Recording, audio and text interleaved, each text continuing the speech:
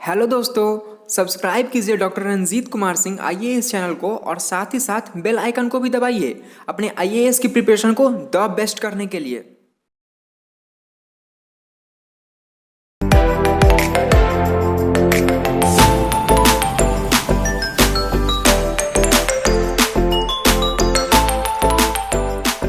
और जब ठंडी हो जाए हवा, जमीन ठंडी, तो उसके संपर्क की हवाएं भी ठंडी, और संपर्क की हवाएं ठंडी तो हवाएं नीचे बैठेंगी। हवा भारी होकर ठंडी होकर भारी हो जाती है और भारी होकर बैठती है, और बैठेगी तो वहां पर हवा की मात्रा बढ़ जाएगा।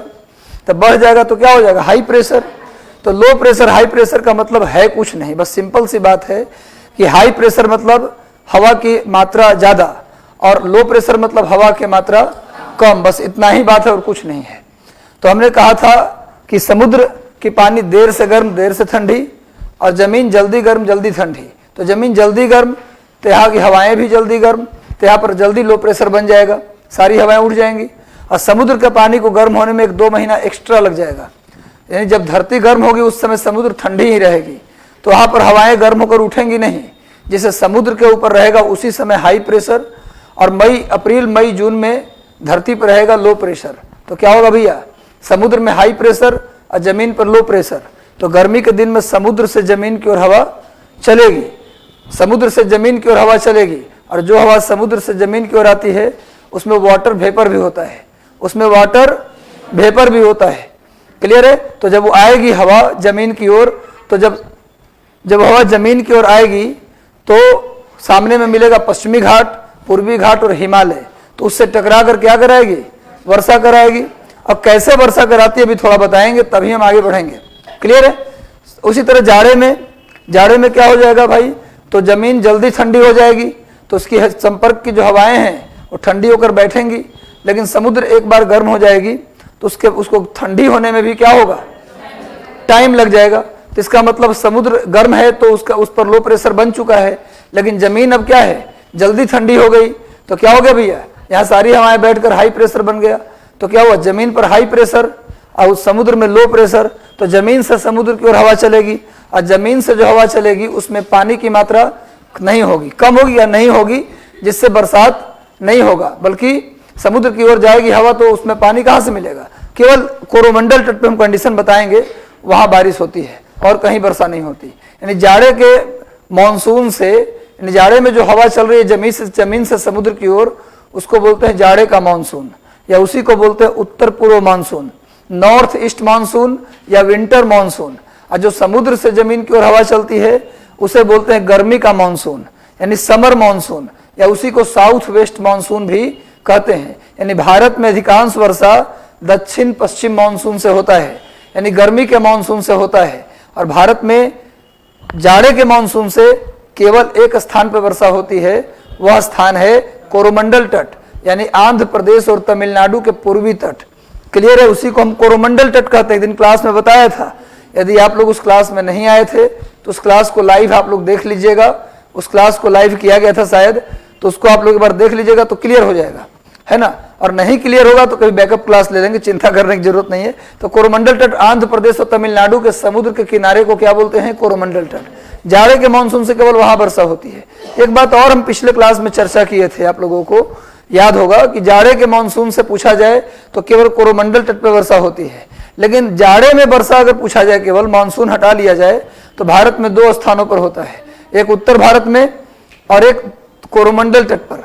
जाड़े में वर्षा अगर पूछा जाए तो एक उत्तर भारत में भी बिहार तक, यानी कि राजस्थान, हरियाणा, पंजाब, दिल्ली, उत्तर प्रदेश और बिहार। बंगाल में जाड़े में वर्षा नहीं होती, गर्मी में ही केवल वर्षा होती है बंगाल में। और एक होता है कोरोमंडल तट। कोरोमंडल तट मतलब तमिलनाडु और आंध्र प्रदेश दोनों होता है। यानी कि मानसून पूछा जाए, जाड़े के मानसून से वर्षा, तो कोरोमंडल तट पर होगा आंध्र प्रदेश तमिलनाडु के पूर्वी तट, इसी को कोरोमंडल तट कहते हैं। लेकिन अगर पूछा जाए कि जाड़े में वर्षा कहाँ कहाँ, मानसून हटा लिया जाए, तो क्या होगा? कोरोमंडल तट तो होगा ही, अब प्लस में उत्तर भारत में राजस्थान, हरियाणा, पंजाब, दिल्ली, उत्तर प्रदेश और बिहार तक वर्षा होगी। लेकिन उत्तर भारत में जो जाड़े में वर्षा होती है वो हर साल नहीं होती, किसी किसी साल होती है और किसी किसी साल नहीं होती। हर साल भी हो सकती, 4-5 साल लगातार भी हो जाए, या हो सकता है 10 साल तक ना हो, तो उत्तर भारत में कभी कभी जाड़े में 7-8 दिन देखते होंगे लगातार वर्षा हो रही है जाड़ा का दिन लेकिन लगातार वर्षा, लेकिन हर साल वैसी वर्षा नहीं होती। वजह यह है कि ये जो उत्तर भारत में वर्षा होती है ना, वो चक्रवातीय वर्षा है, वो मानसून की वर्षा नहीं है। उत्तर भारत में जाड़े में होने वाली वर्षा मानसून की वर्षा नहीं है। अब सर ऐसा क्यों? अगर मानसून की वर्षा होती, जाड़े में लौटती मानसून से अगर वर्षा होती, तो मानसून तो हर वर्ष लौटती है, तो हर वर्ष वर्षा होती, लेकिन उत्तर भारत में हर वर्ष वर्षा नहीं होती। इससे कहा जा सकता है कि उत्तर भारत की वर्षा मानसून की वर्षा नहीं है। अगर मानसून की वर्षा होती तो कम या ज्यादा हर साल होती, खोजता कम कराती है ज्यादा कराती, वर्षा तो होती ही। इसका मतलब कि उत्तर भारत में जाड़े की वर्षा मानसून की वर्षा नहीं है। लेकिन कोरोमंडल तट पर यानी तमिलनाडु और आंध्र प्रदेश के पूर्वी तट पर अक्टूबर महीना, ये जो महीना चल रहा है ना, अब अक्टूबर में वहां बारिश शुरू हो जाएगी। कहाँ? आंध्र प्रदेश तमिलनाडु के पूर्वी तट पर। यही मौसम है वहां बाढ़ का। तमिलनाडु में आज से 3-4-5 साल पहले जब अम्मा यानी जयललिता वहां की मुख्यमंत्री थी, तो वहां बाढ़ आया था, बहुत जबरदस्त तमिलनाडु में बाढ़ आ गया था। और सरकार को, मोदी सरकार को 1000 करोड़ रुपए देना पड़ा था फंड वहां बाढ़ राहत के लिए। तो अक्टूबर नवंबर में बाढ़ जैसा हालत हो जाता है कभी कभी आंध्र प्रदेश तमिलनाडु में। लेकिन वर्षा अगर कम भी हो लेकिन होता है हर साल। इसका मतलब जो कोरोमंडल तट की वर्षा है वो मानसून की वर्षा है, और उत्तर भारत में जो जाड़े की वर्षा वो मानसून की वर्षा नहीं है, वो चक्रवात की वर्षा है, साइक्लोन की वर्षा है। और वो साइक्लोन मेडिटेरेनियन सी यानी भूमध्य सागर में उत्पन्न होता है। भूमध्य सागर आप अगर देखें तो इंडिया है, ये मान लीजिए ये इंडिया है और यहाँ पर भूमध्य सागर है। तो मेडिटेरियन सी में एक साइक्लोन उत्पन्न होता है। वो साइक्लोन जब मजबूत होता है ना, जिस साल मजबूत, हर साल मजबूत नहीं होता। ये जाड़े के दिनों में मेडिटेरियन सी में यानी भूमध्य सागर में एक वर्षा, एक चक्रवात की उत्पत्ति होती है, एक साइक्लोन उत्पन्न होता है। बताएंगे जब साइक्लोन का चैप्टर पढ़ाएंगे तो बताएंगे आपको यहाँ पर कौन सा और किस तरीके से साइक्लोन उत्पन्न होता है। मेडिटेरियन सी में एक साइक्लोन उत्पन्न होता है जो मजबूत होता है तो इंडिया में आकर वर्षा कराती है, यानी पूरे उत्तर भारत में वर्षा कराती है। अगर कमजोर होती है तो बीच में एक जगह है ईरान से वापस लौट जाती है। यानी पूछा जाए कि जो भूमध्य सागर में साइक्लोन उत्पन्न हो रहा है, वो साइक्लोन भारत में वर्षा करा रही है, तो भारत में वर्षा करा रही है, लेकिन वर्षा जैसी स्थिति कहाँ बनाती है? ईरान में। वर्षा जैसी स्थिति ईरान में बन जाता है, पर बारिश कहाँ होती है? भारत में। लेकिन जिस साल कमजोर होता है ना, उस साल वर्षा की स्थिति भी ईरान में और बरसात भी ईरान में ही होता है। समझ में आ रहा है क्या बोल रहा हूँ? यानी ये चूंकि इंडिया है, इंडिया के भूमध्य सागर किस साइड पड़ता है? पश्चिम में। किधर पड़ रहा है भैया? पश्चिम में। तो ये डिस्टर्बेंस किधर से आ रहा है? पश्चिम से।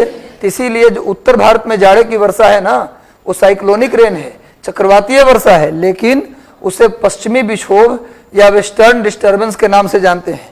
यदि जाड़ा में लगातार 4-5 दिन वर्षा हो तो न्यूज चैनल वाले बोलते हैं, क्या बोलते हैं कि ये जो वर्षा लगातार हो रही है, विद्वानों का मानना है कि पश्चिमी विक्षोभ की वर्षा है, वेस्टर्न डिस्टर्बेंस की वर्षा है। वेस्टर्न से यानी पश्चिम से डिस्टर्बेंस हो रहा है।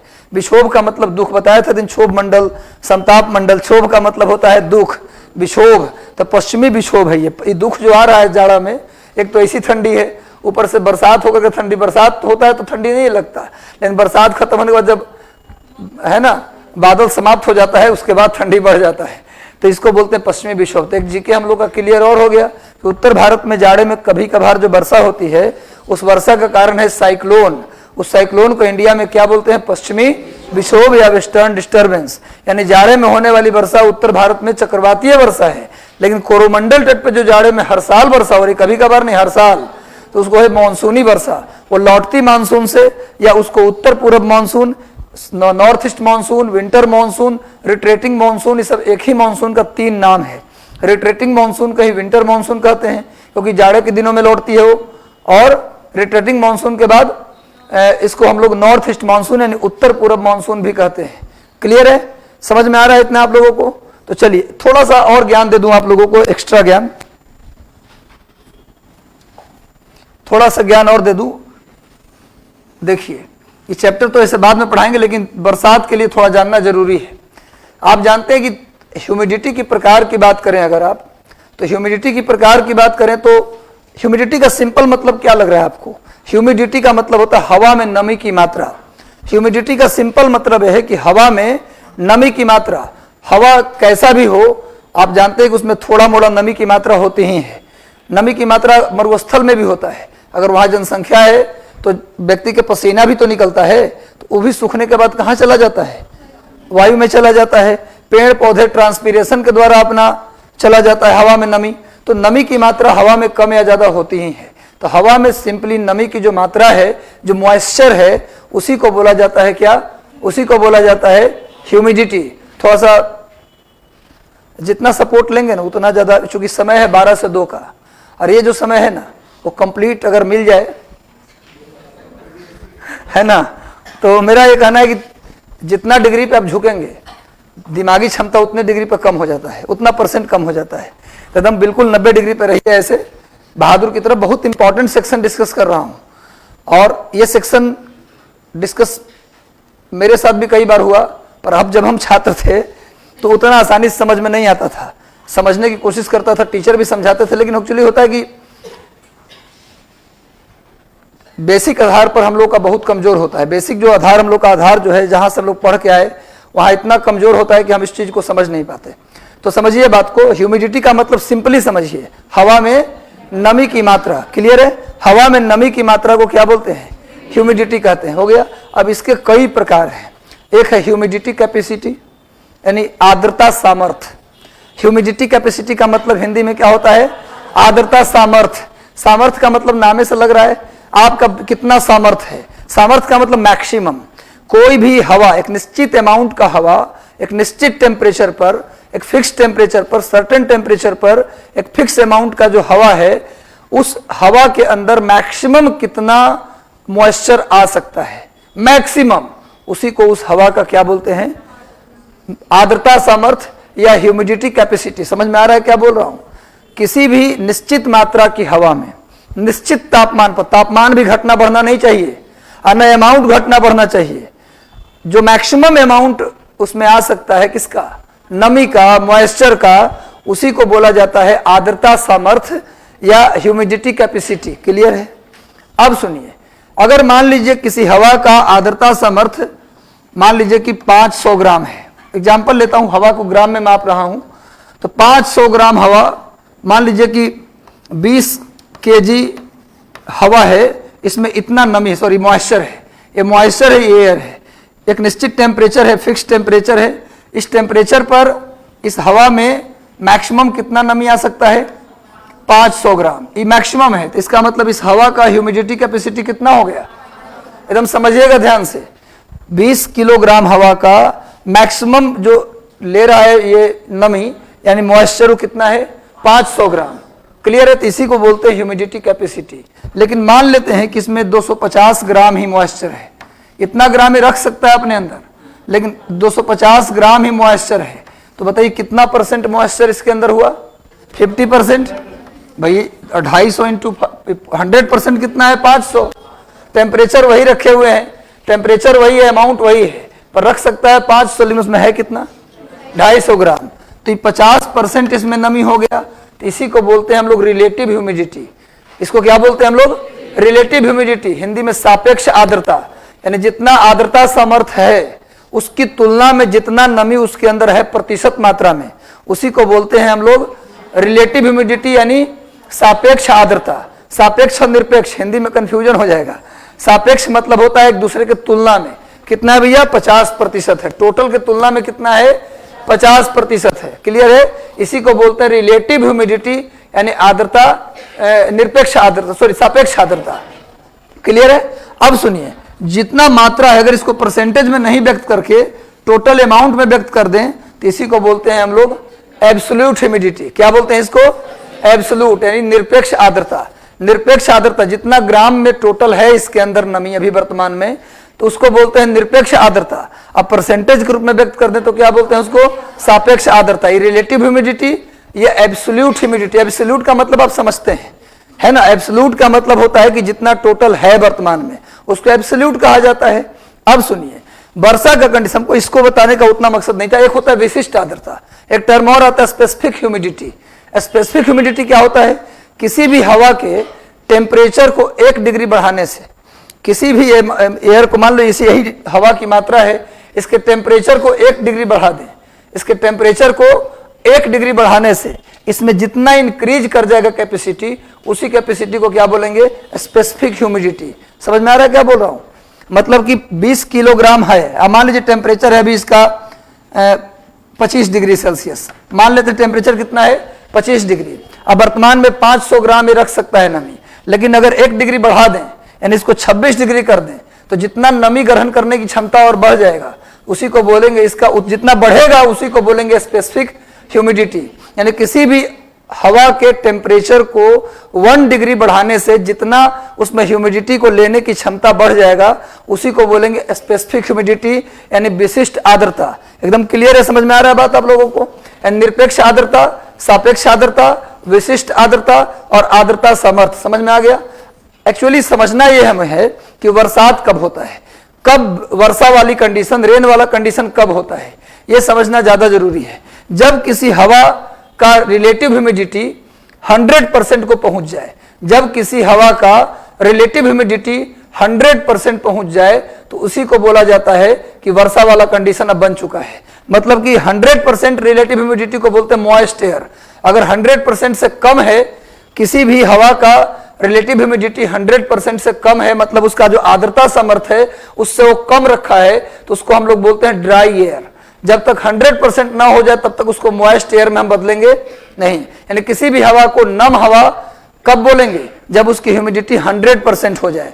अब किसी भी हवा को 100% से कम अगर नमी है तो उसको बोलेंगे हम लोग शुष्क हवा, यानी ड्राई एयर कहेंगे। और जब मॉइस्ट एयर हो जाएगा तभी वर्षा प्रारंभ होती है। अगर कहीं वर्षा हो रही है, इसका मतलब कि उस हवा का टेम्परेचर जहां से वर्षा आ रही है वहां पर ह्यूमिडिटी कितना हो गया है?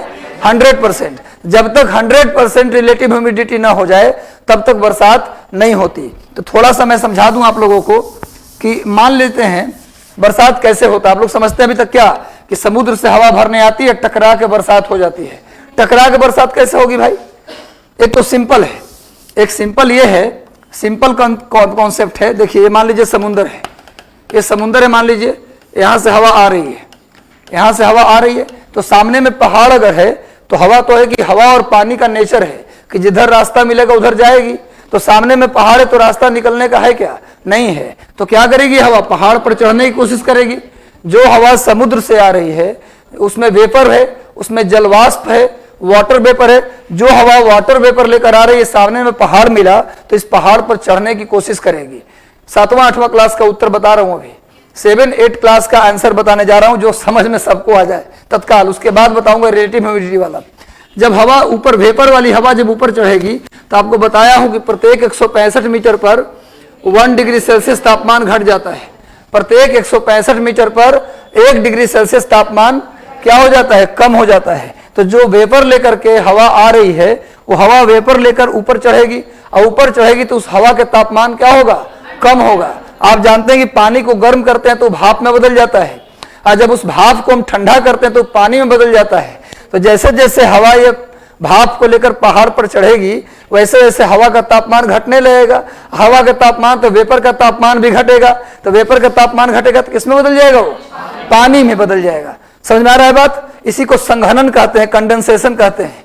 समझ में आ रहा है बात? तो जैसे जैसे ऊपर जाएगी, ऊपर आते हुए टेम्परेचर कम होगा और ये जो वेपर है वो जल बूंद के रूप में बदल जाएगा और बरसात शुरू हो जाएगी। समझ में आ रहा है? सिंपल सा फॉर्मूला था। अब बरसात हो जाएगी तो जो हवा सारी, इस हवा में जितना वेपर है सब जलबुंद में बदल गया तो सारा बरसात इधर हो गया।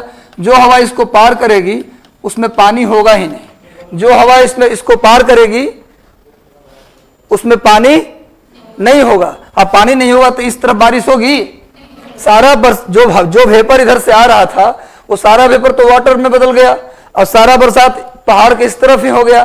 जो हवा इसको पार कर रही है उसमें पानी की मात्रा होगा? नहीं होगा। तो इधर वर्षा नहीं होगी, तो वर्षा नहीं होगी तो इसीलिए इसको बोलते हैं वृष्टि छाया प्रदेश। वृष्टि छाया, इसीलिए इसको बोलते हैं वृष्टि छाया प्रदेश, रेन शैडो जोन। अंग्रेजी में क्या बोलते हैं इसको? Rain shadow zone. समझ में आ गया बात?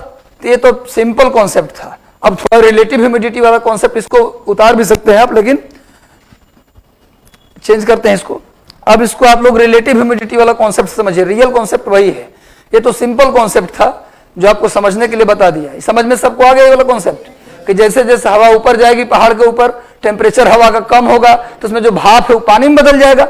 जब भाप ठंडा, कभी आप देखे होंगे गांव में पुराने जमाने में कुकर में खाना नहीं बनता था, तो तसला होता था और उसके ऊपर ढक्कन रख देते थे और खाना मार निकालते थे उसके अंदर से। तो जो ढक्कन हटाते थे आप जब चावल के ऊपर से, तो पानी टपकने लगता, ढक्कन के ऊपर से पानी टपकता था। क्यों? क्योंकि ढक्कन जैसे ही हटा वो हवा के संपर्क में आया, ठंडी हवा के संपर्क में आके वो जलबुंद में बदल गया। जब वेपर में बदले तो उसको बोलते इवोपरेशन, और जब पानी बदल जाए किसमें, वेपर बदल जाए जल में, वाटर में, तो उसको बोलते हैं कंडेंसेशन, संघनन।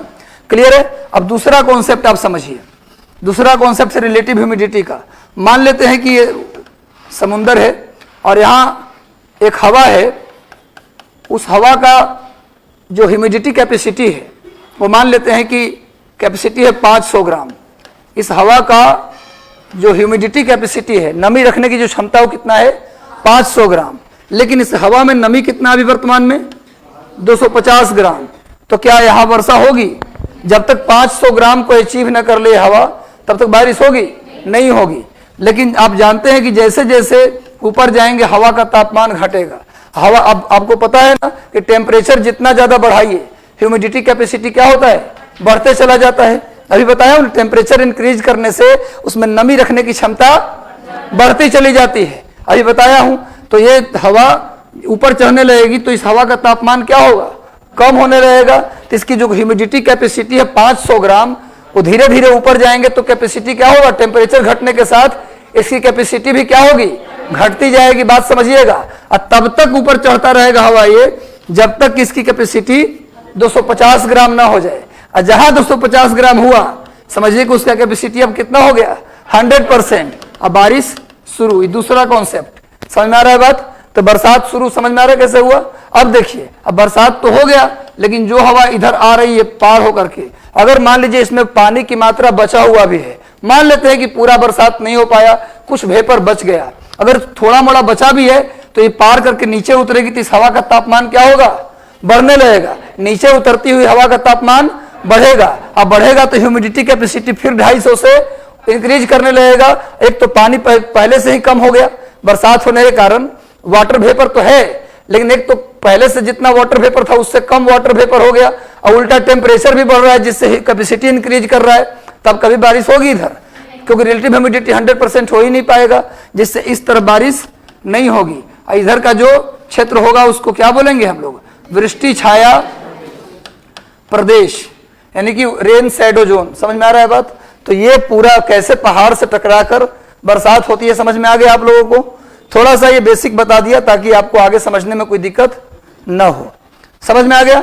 बाकी ह्यूमिडिटी एक अलग से चैप्टर में पढ़ाएंगे, अभी तो तत्काल कुछ लिखने की जरूरत नहीं है। खाली एक लाइन लिखिए, जब किसी हवा में नमी की मात्रा 100% हो जाए, जब किसी हवा में मॉइस्चर का अमाउंट ऑफ मॉइस्चर 100% हो जाए, जब किसी हवा में नमी की मात्रा 100% 100% हो जाए, नमी की मात्रा 100% 100%, यानी कि अमाउंट ऑफ मॉइस्चर 100% हो जाए।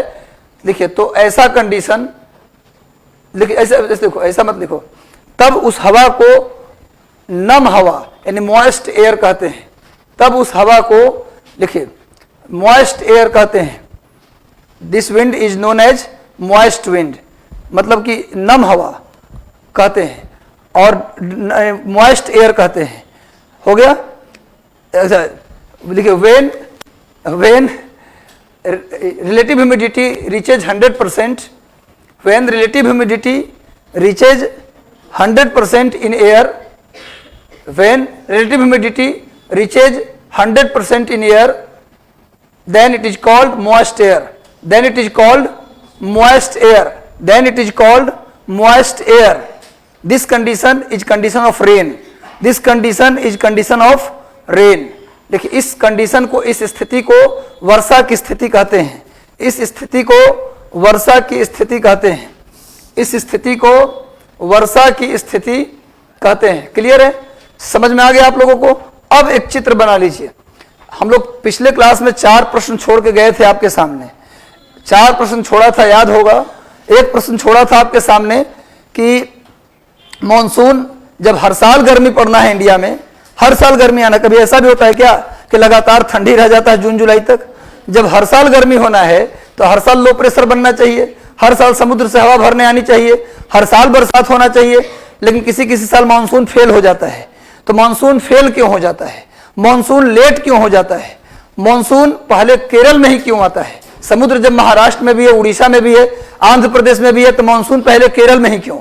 और चौथा कंडीशन क्या था कि मानसून जब गर्मी अप्रैल मई में शुरू हो जाता है तो मानसून जून में क्यों, अप्रैल मई में क्यों नहीं? ये 4 प्रश्न का उत्तर आज देंगे। जेट स्ट्रीम थ्योरी एक है, उस थ्योरी के माध्यम से। लेकिन उससे पहले हम लोग एक चीज और देख लें, मानसून का डिवीजन देख लें थोड़ा।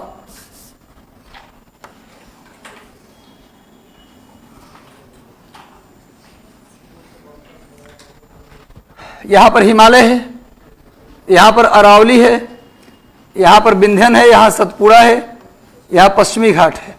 चलिए इस चित्र को आप लोग बना लीजिए, पहले थोड़ा बड़ा बनाइएगा,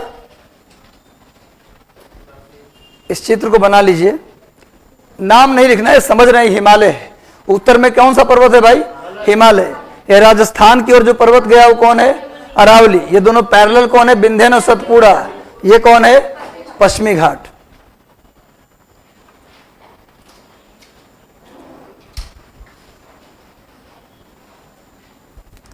और यहां पर छिटपुट एक पर्वत है, पूर्वी घाट।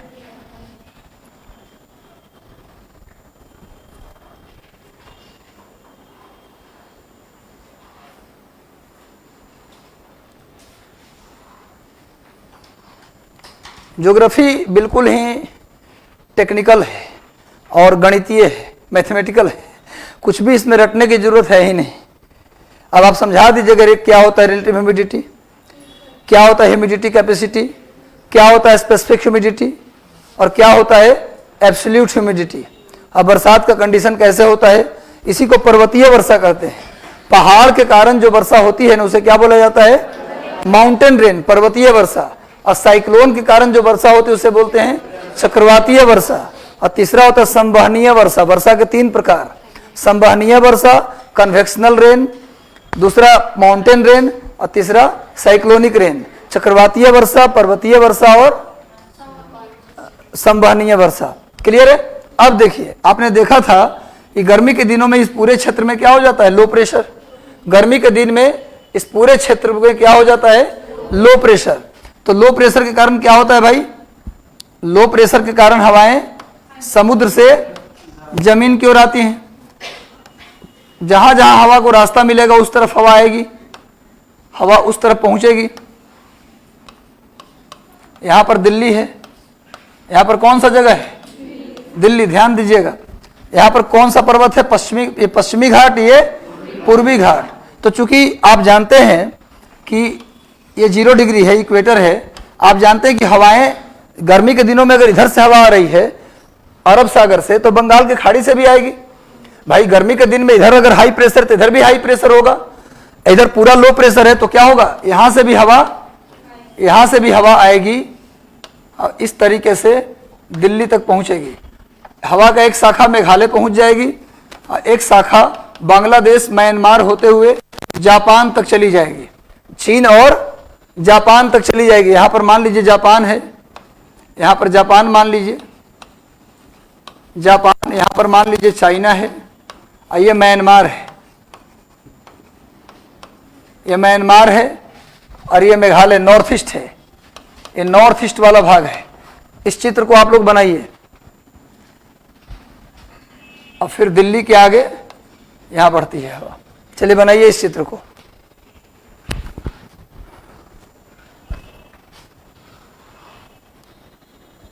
क्लियर है?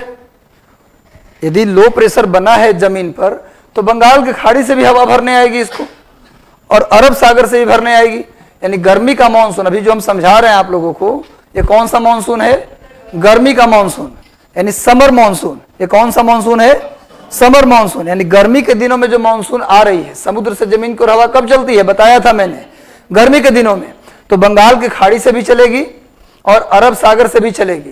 यानी गर्मी का मानसून को अगर बांटे तो कितने भागों में बांटेंगे? 2 भागों में, एक अरब सागर वाला ब्रांच और एक बंगाल के खाड़ी वाला ब्रांच। बांटेंगे ना। समर मॉनसून को अगर बांटना हो तो हम लोग दो सेक्शन में बांट सकते हैं, मॉनसून ऑफ अरेबियन सी और monsoon of Bay of Bengal, बांट सकते हैं ना जी। समर मॉनसून, अच्छा पहले बनाइए चित्र, उसके बाद देखते हैं। आज बहुत बड़ा कॉन्सेप्ट क्लियर आपका हो जाएगा। मॉनसून, गर्मी का मॉनसून कहाँ कहाँ बरसात कराएगी और कहाँ कहाँ नहीं कराएगी, ये पूरा कॉन्सेप्ट आपका आज क्लियर हो जाएगा। कहाँ वृष्टि छाया प्रदेश बनेगा और कहाँ मॉनसून पहुंचेगी ही नहीं, ये सारी बातें। वृष्टि छाया प्रदेश तो तब न बनेगा जब हवा पहुंचेगी या बारिश नहीं कराएगी। वृष्टि छाया प्रदेश कब बोलेंगे? जब हवा पहुंचेगी और बारिश नहीं कराएगी। जब हवा पहुंच ही नहीं रही तो किस बात का वृष्टि छाया प्रदेश है ना। वृष्टि छाया प्रदेश तब बोलेंगे जब हवा वहां जा रही है और फिर भी बरसात का नामो निशान नहीं है। क्लियर है? ये बन गया, सब कुछ चित्र बन गया। चलिए बनाइए, कुछ लोग बना ही रहे। चलिए हो गया। अब देखिए गर्मी के मॉनसून, यहां पर लिख दीजिए एसएम का अलग से आप लोग एक डायग्राम बनाइए, उसके जहां फोटो बना है उसके नीचे में जाकर के एक डायग्राम आप लोग ड्रॉ कीजिए इस तरह से। आप यहां पर पूरा लिखिएगा, हम तो शॉर्ट में लिखे हैं इसको। समर मॉनसून, हिंदी में लिखिए गर्मी का मॉनसून, और दो ब्लॉक बनाइए। समर मॉनसून आप हिंदी में लिख दीजिए गर्मी का मॉनसून, और उसके अंदर दो ब्लॉक बनाइए। अरब सागर का मॉनसून, अरब सागर का मॉनसून और बंगाल के खाड़ी का मॉनसून। बंगाल की खाड़ी का मॉनसून, अरब सागर का मॉनसून, ये मॉनसून ऑफ अरेबियन सी है। एमओ का मतलब मॉनसून ऑफ अरेबियन सी, और एमओ का मतलब monsoon of Bay of Bengal. BOB का मतलब बैंक ऑफ बड़ौदा नहीं, Bay of Bengal, monsoon of Bay of Bengal. Bengal के खाड़ी का मॉनसून और अरब सागर का मॉनसून। क्लियर है? ये वाला फोटो तो सब लोग बना चुके हैं, हालांकि देखिए हमको जरूरत पड़ेगा आपके लिए। अब देखिए अरब सागर के मॉनसून को आप लोग देख रहे हैं, जब देखिए ध्यान से, यहाँ मेरे बताने से नहीं, देखना भी पड़ेगा।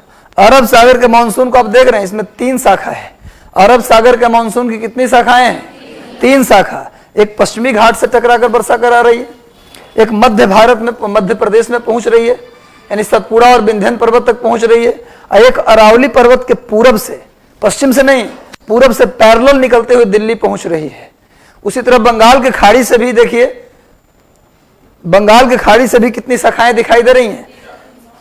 एक शाखा ये है उड़ीसा का, दूसरा शाखा है बंगाल, बिहार, उत्तर प्रदेश और दिल्ली का, तीसरा शाखा है नॉर्थ ईस्ट का, और चौथा शाखा है म्यांमार, चीन और जापान का। यानी जापान तक वर्षा होता है। और ये जो आप देख रहे हैं दिल्ली के बाद की शाखा, सब लोग मिलकर दिल्ली से बाहर जा रहे हैं, ये पाकिस्तान के पेशावर तक वर्षा कराती है, लेकिन बहुत कम मात्रा में वहां वर्षा आपको मिलेगा। इसका मतलब आप अरब सागर के शाखा को 3 हिस्सा में बांट सकते हैं। कौन कौन? एक पश्चिमी घाट की शाखा है ना, branch of western Ghat, branch of middle India and branch of Delhi. देखिए भैया, लिख सकते हैं आप, इसको दिखाई दे रहे हैं ना, पश्चिमी घाट पर्वत है ये, तो पश्चिमी घाट की शाखा हो गया। मध्य भारत में जा रटना पड़ेगा, याद करना पड़ रहा है, समझ में आ गया, यहीं पर याद हो गया, याद करना पड़ेगा, घर जाकर के याद हो गया यहीं पर। पश्चिमी घाट की शाखा दिख रहा है, पश्चिमी घाट से टकराई तो पश्चिमी घाट की शाखा, मध्य भारत में जा रही तो मध्य भारत की शाखा, दिल्ली की ओर जा रही तो दिल्ली की शाखा। इसमें रटने की बात क्या है? यानी क्या लिख सकते हैं आप लोग? पश्चिमी घाट शाखा, पश्चिमी घाट की शाखा, यानी लिख सकते हैं ब्रांच ऑफ वेस्टर्न घाट। दूसरा लिख सकते हैं आप मध्य भारत की शाखा, मध्य भारत की शाखा, लिख सकते हैं branch of middle India, Delhi की शाखा, दिल्ली की शाखा यानी ब्रांच ऑफ दिल्ली। इसको नोट कीजिए आप लोग, अंग्रेजी हिंदी दोनों वाले। फिर बंगाल के खाड़ी को शाखा को यहां बांट देते हैं। बंगाल के खाड़ी के शाखा आप जहां पर बनाए वहीं बना लीजिए, मेरे पास जगह नहीं इसलिए हम इधर कर दिए हैं। आप ब्रांच ऑफ जहां लिखे हैं ना, बे ऑफ बंगाल, वहीं पर आप यहां पर आप ऐसे बना लीजिएगा, ऐसे ऐसे 4 शाखा। हम इसको अलग बना दिए हैं ताकि मेरे पास जगह कम है ना, तो इसको क्या अरब सागर शाखा को कितने भागों में बांट दिया आप लोगों ने? 3 भागों में, पश्चिमी घाट की शाखा, मध्य भारत की शाखा और दिल्ली की शाखा। और बंगाल के खाड़ी वाले को सबसे पहले उड़ीसा की शाखा, उड़ीसा की शाखा यानी ब्रांच ऑफ उड़ीसा, दूसरा ब्रांच ऑफ दिल्ली। यह भी, इसमें भी क्या है भैया, ये बंगाल, बिहार और उत्तर प्रदेश होते हुए कहाँ आ रहा है? दिल्ली। तब पूरे राज्य का नाम मत लिखे, सीधे लिखे दिल्ली, ब्रांच ऑफ दिल्ली, यानी दिल्ली ब्रांच, दिल्ली की शाखा, दिल्ली की शाखा। और तीसरा ये आ गया नॉर्थ ईस्ट, यानी उत्तर पूर्वी की शाखा, उत्तर पूर्वी शाखा, branch of North East, branch of, लिख सकते हैं branch of Orissa, branch of Delhi, branch of North East. उत्तर पूर्वी शाखा मतलब ब्रांच ऑफ नॉर्थ ईस्ट। और तीसरा लिखेंगे म्यांमार, म्यांमार, चीन, जापान की शाखा, जापान की शाखा। देख रहे बात आप लोग? आपको दिखाई दे रहा है, यानी कि ये सब गर्मी के मानसून का बंटवारा हुआ। यानी मानसून को शुरुआत में हम 2 भागों में बांटेंगे, गर्मी का मानसून और जाड़े की मानसून। यानी मानसून को कितने भागों में बांटेंगे जी? 2 भागों में, गर्मी का मानसून और जाड़े का मानसून। बोलना है सबको, नए पुराने सबको बोलना है। इसमें हम कुछ ऐसा नहीं बोल रहे हैं कि पुराना बच्चा को ज्यादा आता है और नया बच्चा को कम आता है। अगर कुछ ऐसा था तो पहले मैं आते ही पहले रिवीजन करवाया, जो पुराने क्लास में पढ़ाया था उसको डिटेल बताया, उसके बाद आगे बढ़ा हूं। तो बताइए, मानसून को 2 भागों में बांटेंगे, गर्मी का मानसून और जाड़े का मानसून, या कर सकते हैं साउथ वेस्ट मानसून और नॉर्थ ईस्ट मानसून, एंड दक्षिण पश्चिम मानसून और उत्तर पूर्व मानसून, या बोल सकते हैं रिट्रेटिंग मानसून। जाड़े के मानसून को क्या बोल सकते हैं? रिट्रेटिंग मानसून या लौटती मानसून। क्लियर है? उस तरफ तो हो गया, 2 भागों में बांट दिए मानसून को, गर्मी का मानसून और जाड़े की मानसून। फिर गर्मी के मानसून का 2 शाखा, अरब सागर की शाखा और बंगाल के खाड़ी की शाखा, अरब सागर की शाखा और बंगाल के खाड़ी की शाखा। फिर अरब सागर की शाखा का 3 हिस्सा, पश्चिमी घाट की शाखा, मध्य भारत की शाखा और दिल्ली की शाखा। और इसमें उड़ीसा की शाखा, बंगाल, बिहार, उत्तर प्रदेश और दिल्ली की शाखा, बांग्लादेश, यहां पर बांग्लादेश भी पड़ रहा है बीच में, बांग्लादेश और नॉर्थ ईस्ट की शाखा। और चौथा म्यांमार, चीन और जापान की शाखा। कोई दिक्कत तो नहीं है? अब समझिए, अब यहां पर आइए आप लोग, थोड़ा सा मिडिल इंडिया में आते हैं, उसके बाद हम लोग आएंगे आगे। अब देखिए, ये जो वर्षा हो रही है, यहां पर आप देख रहे हैं कि यहां पर कौन सा राज्य है? महाराष्ट्र। यहां पर कौन सा राज्य आएगा? महाराष्ट्र, कर्नाटक, गोवा भी बीच में आ जाएगा, और केरला। बड़ा स्टेट की बात करें, बड़े स्टेट की बात करें तो महाराष्ट्र, केरल और कर्नाटक, 3 राज्य आ जाएंगे। महाराष्ट्र, केरल और कर्नाटक 3 राज्य आएंगे। ध्यान से देखिएगा, बड़ा इंपॉर्टेंट बात बताने जा रहा हूं। यूपीएससी 2016 का ही प्रश्न देखिएगा, 16 या 17 मुझे याद नहीं, लेकिन 16 ज्यादा कंफर्म है। यूपीएससी 2016 में एक प्रश्न आया था कि पूर्वी महाराष्ट्र में वर्षा पश्चिमी महाराष्ट्र की तुलना में बिल्कुल नगण्य होता है। क्वेश्चन ये था, इस टाइप का क्वेश्चन था, तो मैं एग्जैक्टली क्वेश्चन याद नहीं। दूसरा था कि पूर्वी कर्नाटक के तुलना में पश्चिमी कर्नाटक की में वर्षा अधिक होती है, इस टाइप से था। तो ये क्वेश्चन आया था। तो देखिए आप लोग, अब देखिए महाराष्ट्र से पश्चिमी घाट गुजर रही है, तो कुछ हिस्सा महाराष्ट्र का पश्चिमी घाट के पूरब में होगा और कुछ पश्चिमी घाट के पश्चिम में होगा। ध्यान दीजिएगा बात को, महाराष्ट्र का कुछ हिस्सा पश्चिमी घाट के पश्चिम में और कुछ पूरब में। जो हिस्सा पश्चिम में होगी ये मानसून से वर्षा तो होगी, लेकिन जो पूरब में होगी वहां वृष्टि छाया प्रदेश हो जाएगा। हवा पार तो करेगी, वहां पर बारिश नहीं होगी। वही क्षेत्र महाराष्ट्र का विदर्भ है, वही क्षेत्र महाराष्ट्र का विदर्भ है, जहां के किसान सुसाइड करने को मजबूर हैं। वहां सिंचाई की बहुत बड़ी सुविधा नहीं है। वहां के लोग, हमें जैसे यूपी में बुंदेलखंड की स्थिति है, वही स्थिति उनके साथ भी, विदर्भ वालों के साथ भी है। तो सेम 2016 के यूपीएससी का पेपर आज ही जाके आपको देखना है, ये आपकी जिम्मेवारी है। तो आज जाके 2016 वाला पेपर उलटिएगा, ये प्रश्न, उस प्रश्न का उत्तर यहां से मिल गया। अभी इतना ही बताने से वहां उत्तर मिल जाता है। तो भैया इसके पश्चिम में तो बारिश होगी, पश्चिमी कर्नाटक में बारिश होगी, पश्चिमी महाराष्ट्र में बारिश होगी, लेकिन पूर्वी महाराष्ट्र में वर्षा नहीं होगी, पूर्वी कर्नाटक में वर्षा नहीं होगी। यानी जो पूरा ये क्षेत्र होगा, ये क्षेत्र वृष्टि छाया प्रदेश होगा, रेन शैडो जोन होगा। लेकिन पूरा का पूरा आप देखेंगे, पश्चिमी घाट हमने पढ़ाया था, तो आप देखेंगे कि पश्चिमी घाट बाउंड्री बनाता है तमिलनाडु और केरल का। पश्चिमी घाट तमिलनाडु और केरल का बाउंड्री बनाता है, पढ़ा था आप लोगों ने। तो पश्चिमी घाट तमिलनाडु केरल के बाउंड्री बनाता है, इसका मतलब पूरा का पूरा केरल पश्चिमी घाट के पश्चिम में ही है। यानी केरल का पूरा हिस्सा मानसून के चपेट में आएगा। अब पूरे केरल में वर्षा होगी, पूरा पश्चिम की बात नहीं है, लेकिन तमिलनाडु वाले हिस्से में वर्षा नहीं होगी। ये क्या हो गया, रेन शैडो जोन होगा। समझ में आ रहा है, यानी पूरा तमिलनाडु में गर्मी में वर्षा नहीं होगी, महाराष्ट्र के पूरब में गर्मी में वर्षा नहीं होगी, कर्नाटक के पूरब में गर्मी में वर्षा नहीं होगी। चूंकि गोवा पूरा का पूरा पश्चिमी घाट के पश्चिम में है, इसलिए गोवा में बरसात की कमी नहीं होगी। ऐसा नहीं कि पश्चिमी घाट उसको आधा आधा बांटता है, आधा गोवा पश्चिमी घाट के पूरब में, आधा गोवा पश्चिमी घाट के पश्चिम में, नहीं, पूरा गोवा पड़ जाता है पश्चिमी घाट के पश्चिम में, इसलिए वहां बरसात की कमी नहीं है। अब आते हैं थोड़ा सा और, अब देखिए मानसून का एक शाखा आप देख रहे हैं सतपुड़ा पर्वत से टकरा रही है। ये सतपुड़ा है नीचे वाला, और ऊपर वाला विंध्यन पर्वत है। विंध्याचल मंदिर आपने सुना होगा, विंध्याचल देवी है ना, उत्तर प्रदेश के मिर्जापुर जिले में विंध्याचल माता का मंदिर है। वो जिस पहाड़ पर है उसी को विंध्याचल पर्वत कहते हैं। ये पर्वत सिर्फ उत्तर प्रदेश में नहीं है, बल्कि गुजरात, उत्तर प्रदेश, मध्य प्रदेश की सीमा होते हुए बिहार और झारखंड तक है। झारखंड में इसे पारसनाथ की पहाड़ी और बिहार में इसे कैमूर की पहाड़ी कहते हैं। तो आप देख रहे हैं कि मानसून की एक शाखा आकर के सतपुड़ा पर्वत से टकरा रही है और एक शाखा आकर के विंध्यन पर्वत से टकरा रही है।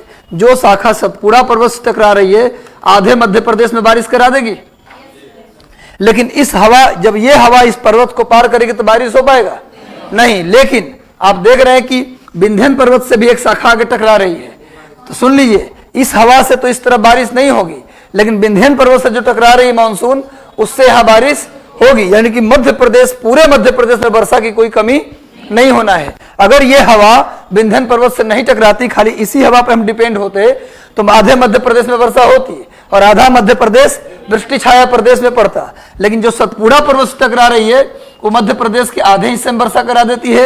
और जो विंध्यन पर्वत आप जानते हैं कि यूपी एमपी के बॉर्डर पे है, तो उत्तरी दक्षिणी मध्य प्रदेश में सतपुड़ा पर्वत से टकराने वाली मानसून वर्षा करा रही है, और उत्तरी मध्य प्रदेश में विंध्यन पर्वत से टकराने वाली हवा वर्षा करा रही है। मतलब ये हवा इसको पार करेगी तो वर्षा नहीं होगी, लेकिन दूसरी हवा जो विंध्यन से टकरा रही है वो बरसात करा दे रही है। यानी पूरा मध्य प्रदेश में बरसात की कोई कमी नहीं होगी। आप जानते हैं गर्मी और बरसात दोनों मध्य प्रदेश में है, इसलिए मध्य प्रदेश में जंगल देखेंगे, फॉरेस्ट एरिया देखेंगे तो सबसे ज्यादा है मध्य प्रदेश में। जंगली क्षेत्र, फॉरेस्ट एरिया सबसे ज्यादा है पूरे भारत में। तो भैया पूरे मध्य प्रदेश में वर्षा होगी। लेकिन अब देखिए, लेकिन ये जो विंध्यन पर्वत है इसको जो हवा पार करेगी उसमें तो पानी नहीं होगा।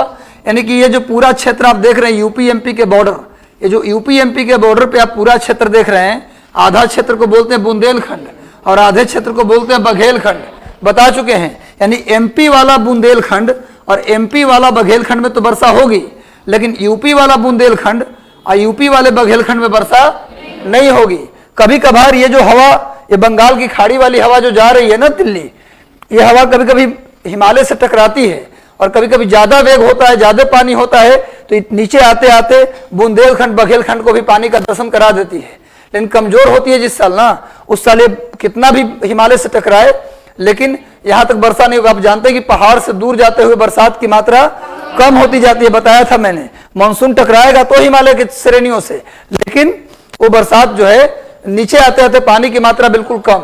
किसी साल ज्यादा गति से मानसून आती है, ज्यादा मजबूत मानसून होता है, तो कभी कभी कम भी होता है दूर आते हुए, लेकिन फिर भी थोड़ा वर्षा करा देती है। लेकिन जो भी वर्षा होगा यूपी के बुंदेलखंड में, यूपी के बघेलखंड में, वो किससे होगा?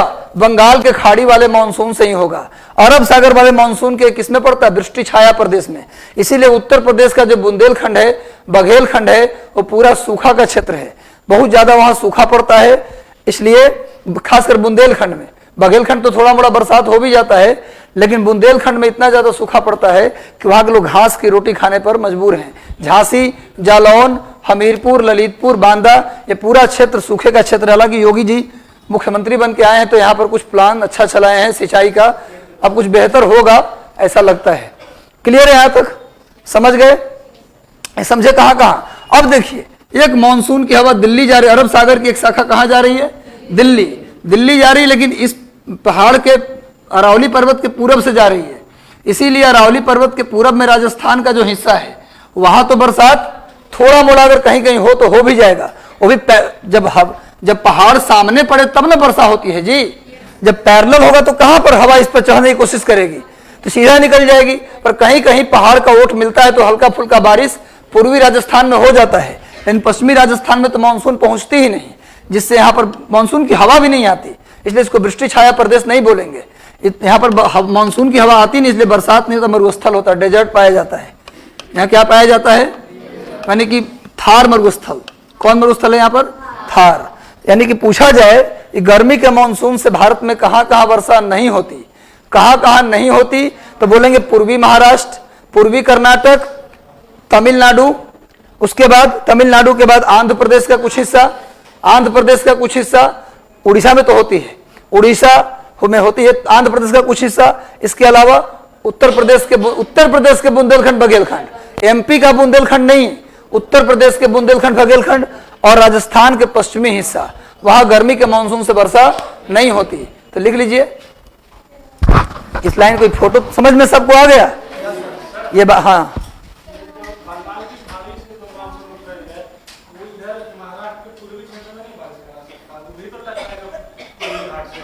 नहीं, पूर्वी घाट से टकराएगा तो क्या, अरे भाई तो सामने पूर्वी घाट है ना, तो पूर्वी घाट को पार करने के बाद फिर भी वृष्टि छाया में पड़ जाएगा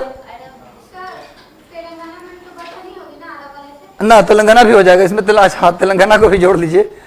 हाँ, लिखिए लिखिए लिखिए, सही बोल रहे हैं आप। ऐसे तटीय आंध्र प्रदेश में वर्षा होती है, लेकिन दक्षिणी आंध्र प्रदेश में वर्षा नहीं होती। तो लिख लीजिए आप लोग, लिखिए कहाँ कहाँ नहीं होती, खाली ये लिख लीजिए तो अपने आप पता चल जाएगा कहाँ कहाँ होती है। लिखिए लिखिए गर्मी के मानसून से जहां वर्षा नहीं होती, गर्मी के मानसून से जहां वर्षा नहीं होती, डैश देके लिखिए।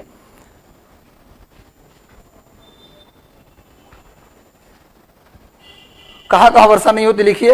लिखिए पश्चिमी राजस्थान, ऊपर से ही नीचे आते हैं, पश्चिमी राजस्थान यानी वेस्ट राजस्थान। मेरा मकसद था कि आपको ये लिखवाना नहीं, समझा देना, समझ रहे। मेरा मकसद ये था कि आप इसको एकदम पूरी तरह याद न करें, समझ लें, बाकी परीक्षा में अगर आ भी जाए तो आप समीकरण वहां बना लें। लिखिए पश्चिमी राजस्थान, उसके बाद लिखिए उत्तर प्रदेश के बुंदेलखंड और बघेलखंड, उत्तर प्रदेश के बुंदेलखंड और बघेलखंड, उत्तर प्रदेश के बुंदेलखंड और बघेलखंड,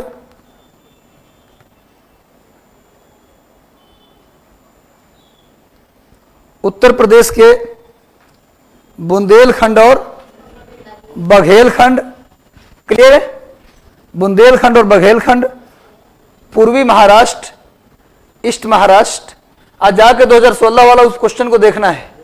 पूर्वी महाराष्ट्र यानी ईस्ट महाराष्ट्र, पूर्वी कर्नाटक, पूर्वी कर्नाटक, पूर्वी कर्नाटक, तेलंगाना, तेलंगाना, तेलंगाना, संपूर्ण तमिलनाडु, संपूर्ण तमिलनाडु यानी complete Tamil Nadu, complete Tamil Nadu, south Andhra Pradesh, दक्षिणी आंध्र प्रदेश, दक्षिणी आंध्र प्रदेश, दक्षिणी आंध्र प्रदेश। सामने पूर्वी घाट है तो पार करके यहाँ पहुंचेगा, पूर्व पार करने में पहले ही बरसात करा देगा। उत्तरी आंध्र प्रदेश और उड़ीसा में बरसात करा देगा। क्लियर है, कुछ भी रटना नहीं है, सब अपने मन से, आप बिल्कुल सही सोच रहे हैं, आप अपने मन से सोच करके अगर बोल रहे हैं आप, इसका मतलब आपको समझ में आ रहा है ना। क्लियर है यहां तक। कहां कहां वर्षा नहीं, तो बाकी जगह पे बरसात होती है। लिखिए लिखिए गर्मी के मानसून से, गर्मी के मानसून से सर्वाधिक वर्षा, सबसे ज्यादा वर्षा, इसको हिंदी में लिख लीजिए। गर्मी के मानसून से सर्वाधिक, maximum rain occurs due to summer monsoon, गर्मी के मानसून से सर्वाधिक वर्षा पश्चिमी घाट के पश्चिम में, पश्चिमी घाट के वेस्ट में, पश्चिमी घाट के पश्चिम में तथा हिमालय के तराई में होता है। पश्चिमी घाट के पश्चिम में तथा हिमालय के तराई में होता है। पश्चिमी घाट के पश्चिम में तथा हिमालय के तराई में होता है। अब बताइए कि बिहार में सबसे ज्यादा वर्षा कहां बताया था? किशनगंज। और बताया था कि यूपी में सबसे ज्यादा वर्षा गोरखपुर, ये सब हिमालय के तराई में है। उत्तर प्रदेश में सबसे ज्यादा वर्षा, अभी उत्तर प्रदेश पीसीएस का एग्जाम होने वाला है, उत्तर प्रदेश पीसीएस का पेपर होने वाला है। कौन कौन जा रहा है देने? कोई देने नहीं जा रहा है। इतना दूर दूर सेंटर दिया है, कहाँ से लोग जाएगा? इतना दूर दूर सेंटर दे दिया है, पूरे बिहार के लोगों को नहीं, ये यूपी वालों को भी इस बार क्या किया कि इसे फेंका है, जिस जिस डिस्ट्रिक्ट में जिसका गिर गया फॉर्म उसको वहाँ सेंटर दे दिया, बरसात करा दिया। बिहार जैसे स्थिति हो गया है यूपी का। बिहार में भी सेंटर किसका कहाँ दे दे? आप एक ही एड्रेस के आदमी हैं, 2 भाई भरे हैं फॉर्म, फिर एक भाई को दे दिया सुपौल, एक भाई को दे दिया कटिहार। तो ऐसे हो रहा है बिहार में, वैसे ही इधर यूपी में किया है, किसी का कहीं किसी का कहीं सेंटर। इससे फायदा ये होगा, जो लोग देंगे उनको फायदा होगा।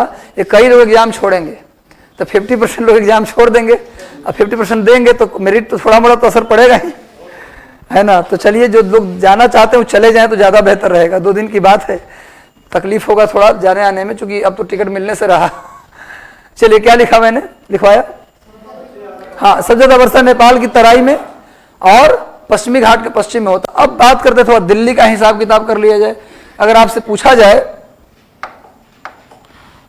पूछा जाए कि दिल्ली में वर्षा किस मानसून से होता है, बंगाल की खाड़ी से कि अरब सागर वाले से? दोनों से। दिल्ली में वर्षा दोनों से हो रही है। पूछा जाए दिल्ली में ज्यादा वर्षा किससे होती है? चलिए, अरब सागर वाले हाथ उठा दीजिए। कौन कौन ऐसे व्यक्ति हैं जो जिनको लगता है कि दिल्ली में अरब सागर के मानसून से ज्यादा वर्षा होती है? अच्छा, किसको किसको लगता है कि बंगाल की खाड़ी से ज्यादा वर्षा होती है? और कुछ लोग हाथ नहीं उठाए, इसका मतलब उनको लगता है दिल्ली में वर्षा ही नहीं होती। सर बेकार। भाई, सबसे ज्यादा वर्षा बंगाल की खाड़ी से।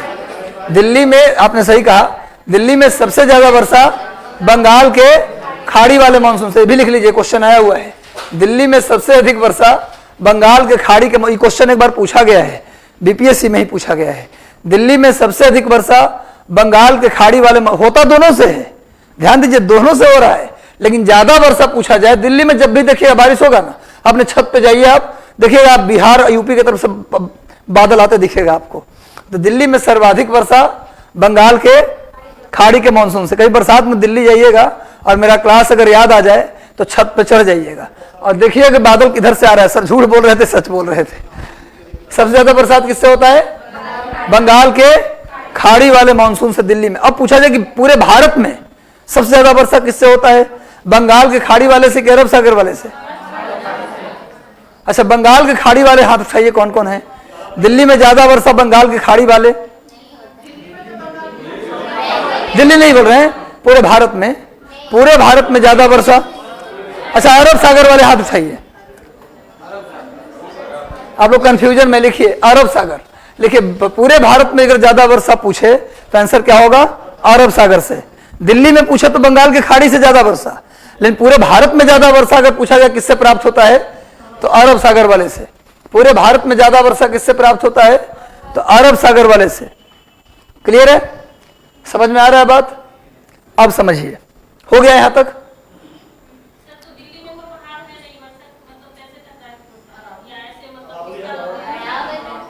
दिल्ली, आपको 2-3 क्लास पहले अगर मेरा क्लास लिए होंगे तो आपने देखा होगा कि दिल्ली वैसे हिमालय के पास में है।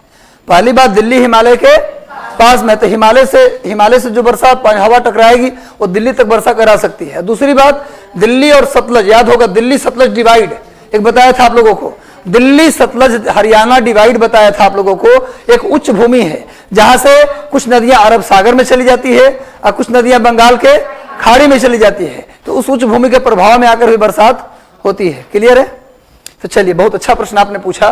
देखो, मन में जो भी भ्रम हो, डाउट हो, आप पूछें। पूछने से क्या होगा कि आपका डाउट तो क्लियर होगा ही, और बाकी कई लोग होंगे जिनको डाउट होगा, बोल नहीं पा रहे होंगे, उनका भी डाउट क्लियर हो जाएगा। तो चलिए,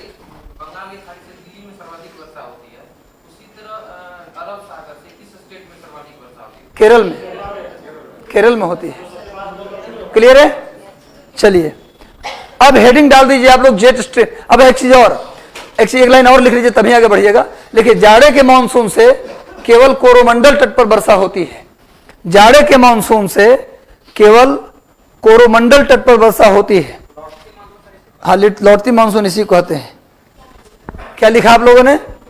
जाड़े के मानसून से केवल कोरोमंडल तट पर वर्षा होती है। कोरोमंडल तट, आंध्र प्रदेश तमिल, नहीं समझ में आ रहा है कोरोमंडल तट तो ब्रैकेट देके लिख दीजिए, आंध्र प्रदेश तमिलनाडु के पूर्वी तट। आंध्र प्रदेश और तमिलनाडु के पूर्वी तट। कब वर्षा होती है? अक्टूबर में। कब वर्षा होती है? अक्टूबर नवंबर। बरसात का टाइमिंग भी लिख लीजिए, अक्टूबर और नवंबर, दिसंबर जनवरी में नहीं। बरसात जैसे ही ठंडी का शुरुआत होता है अक्टूबर नवंबर, बरसात अक्टूबर और नवंबर में केवल होता है।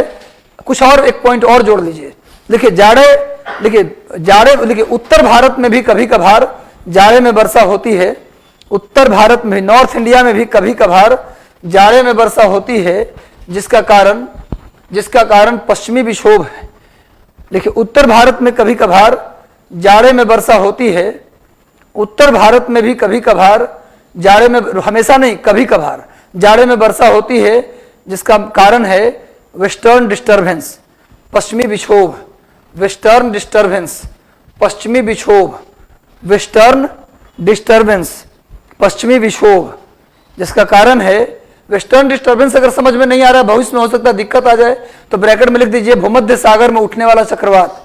वेस्टर्न डिस्टर्बेंस के ब्रैकेट में लिख दीजिए cyclone originated in Mediterranean Sea. Cyclone originated in Mediterranean Sea. Cyclone originated in Mediterranean Sea is known as western disturbance. Clear है? अब हेडिंग डाल दीजिए जेट स्ट्रीम थ्योरी। हेडिंग डाल दीजिए जेट स्ट्रीम थ्योरी, हिंदी में जेट हवा सिद्धांत। जेट हवा सिद्धांत। ये जो 4 प्रश्न आपको मैंने पूछा था, इसके जस्ट बाद बताएंगे आपको एल नीनो और ला नीनो थ्योरी। इसी थ्योरी के जस्ट बाद आपको क्या समझाएंगे? El Nino and La Nino theory. और इसी में बताएंगे साउदर्न ओसिलेशन, यानी दक्षिणी दोलन क्या होता है। इसी में बताएंगे वॉल्कर सेल क्या होता है। ये पूरी बात अगले इसी क्लास के इसी चैप्टर के बाद होगा।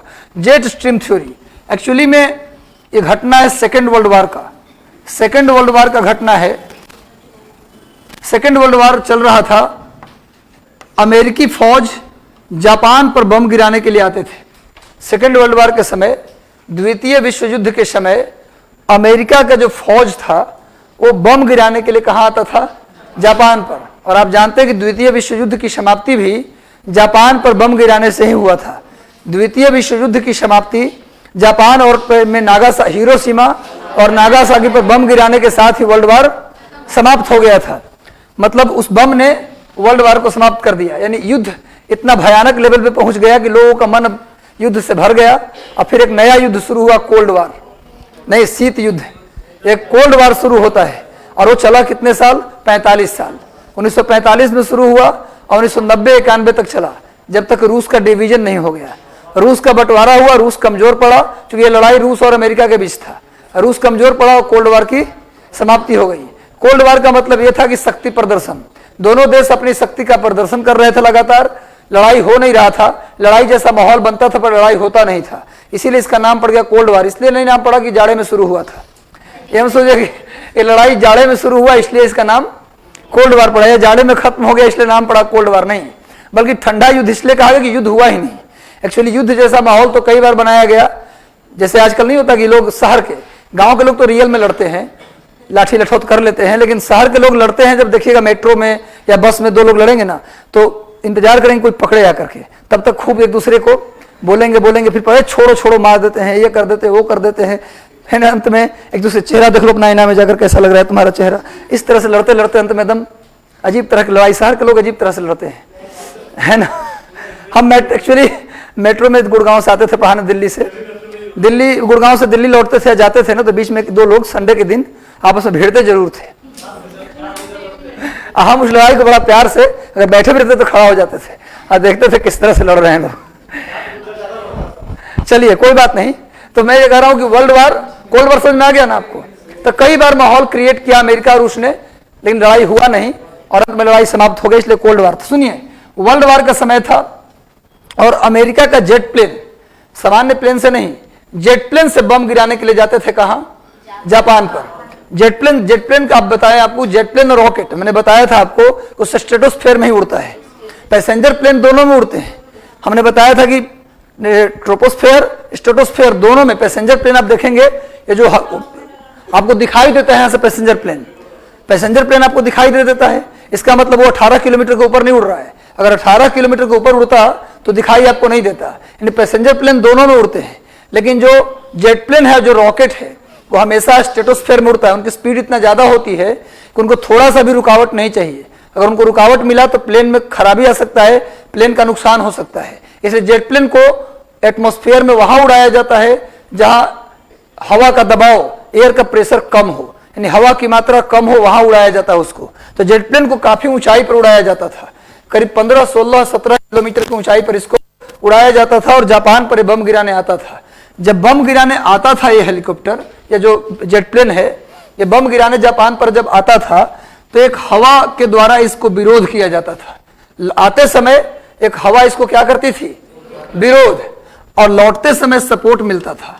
तो अमेरिका के वैज्ञानिक बड़े टेंशन में आ गए, कि भाई ऐसा जेट प्लेन को एक तो 16 से 17 किलोमीटर पर उड़ा रहे हैं, एक तो इतनी ऊंचाई पर जेट प्लेन को उड़ा रहे हैं, और इतनी ऊंचाई पर जहां हवा नहीं है वहां आखिर कौन सा ऐसा चीज है जो इतना तेज चलने वाली प्लेन को भी रोक दे रहा है।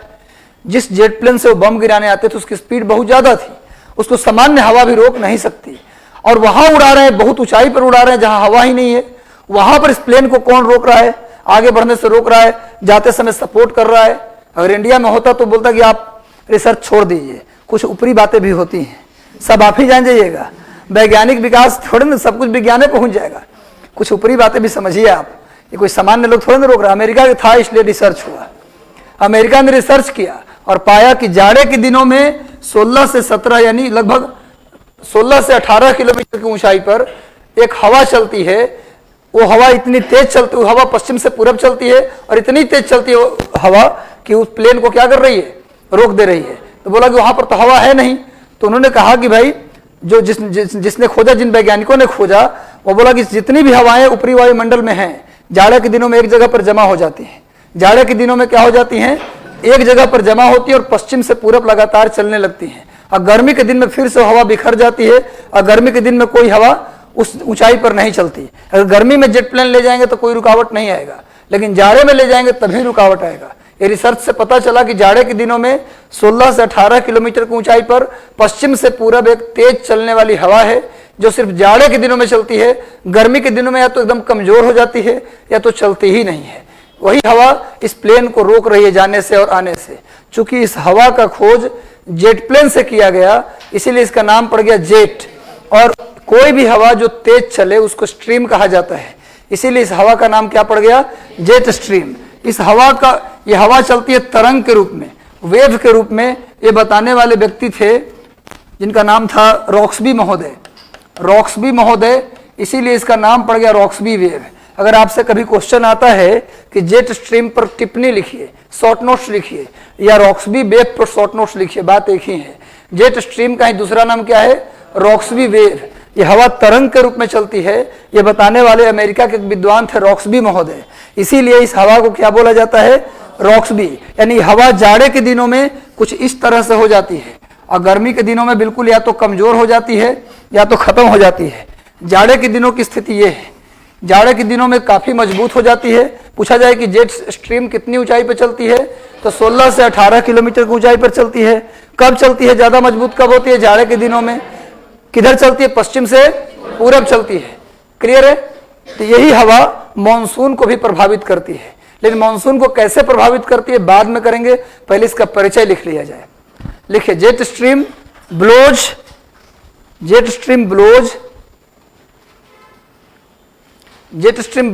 at the height of 16 to 18 kilometer. Jet stream blows at the height of 16 to 18 kilometer. Jet stream blows at height of 18 to 16 kilometer. 16 to 18 kilometre. Actually 12 kilometre, कहीं कहीं मिलेगा आपको 12 से 15 किलोमीटर, कहीं कहीं 15 से 18 किलोमीटर। उसे घबराने की जरूरत नहीं है। blows at the height of 16 to 18 kilometer from west to east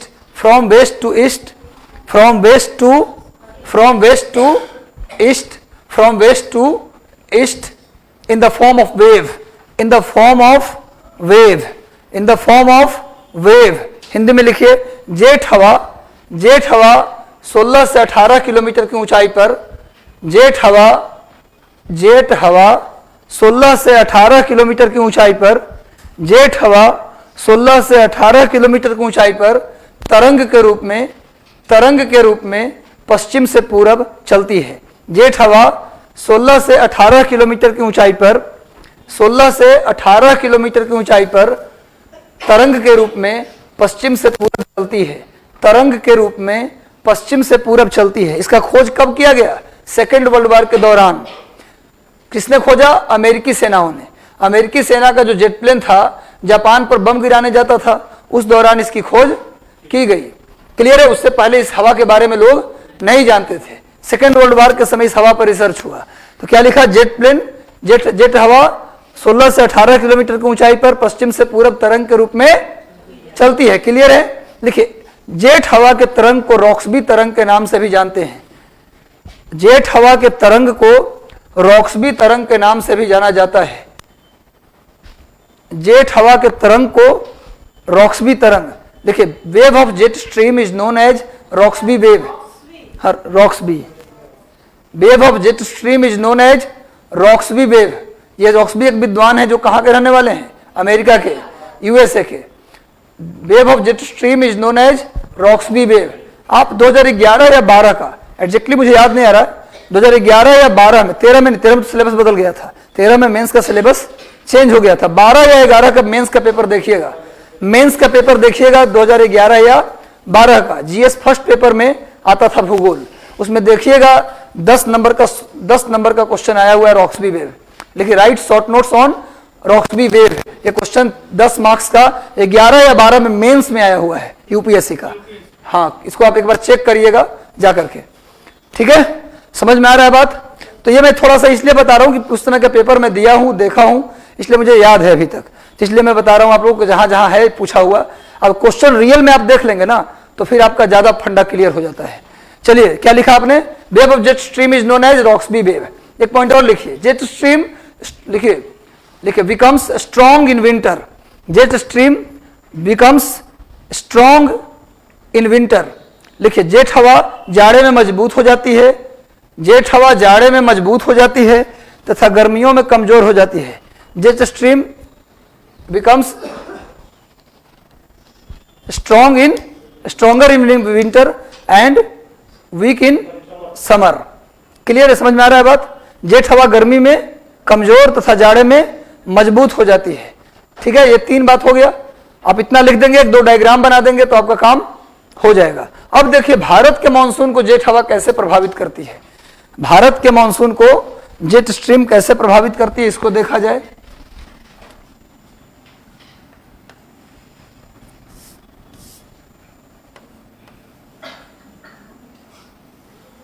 हालांकि मानसून पर इतने सारे सैटेलाइट छोड़े गए मानसून के ऊपर रिसर्च के लिए कि मानसून की सही भविष्यवाणी हो सके, उसके लिए इतना सैटेलाइट छोड़ा गया है, इतना रिसर्च हुआ है, लेकिन आज तक मानसून की सही भविष्यवाणी कर पाना मुश्किल है। अगर ऐसा हो जाए कि मानसून का सही भविष्यवाणी हो जाए कि साल नहीं आएगा, तो लोग ऐसे फसल बोएंगे जिसमें पानी की मात्रा कम लगे, पर पता चला कम पानी वाला बोए हैं, इतना बारिश हो गया कि सब डूब गया। तो मानसून की सही भविष्यवाणी करना आज भी पॉसिबल नहीं हो पाया है। मानसून के विषय में कहते हैं कि बच्चा बच्चा जानता है। मानसून एक ऐसा टर्म है जिसको हर बच्चा बच्चा जानता है, पर सब लोग जानता है पर कुछ नहीं जान, उसके बारे में सबसे ज्यादा अननोन कोई चीज है तो मानसून है।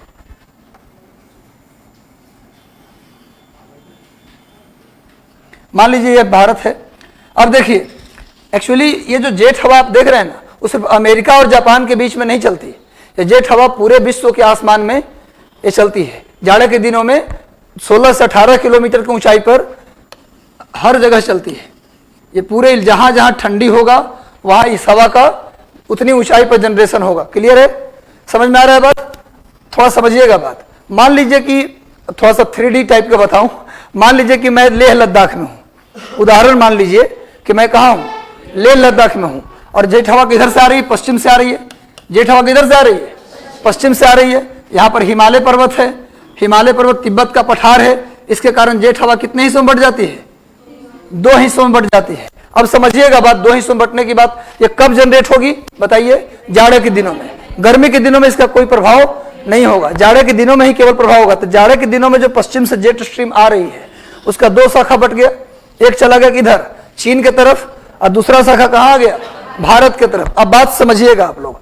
मान लीजिए मैं इंडिया में लेह लद्दाख में खड़ा हूँ, जहां मैं खड़ा हूँ ये लेह लद्दाख है, और पीछे जो कॉर्नर में बच्चा बैठा है वो समझिए केरला में बैठा है।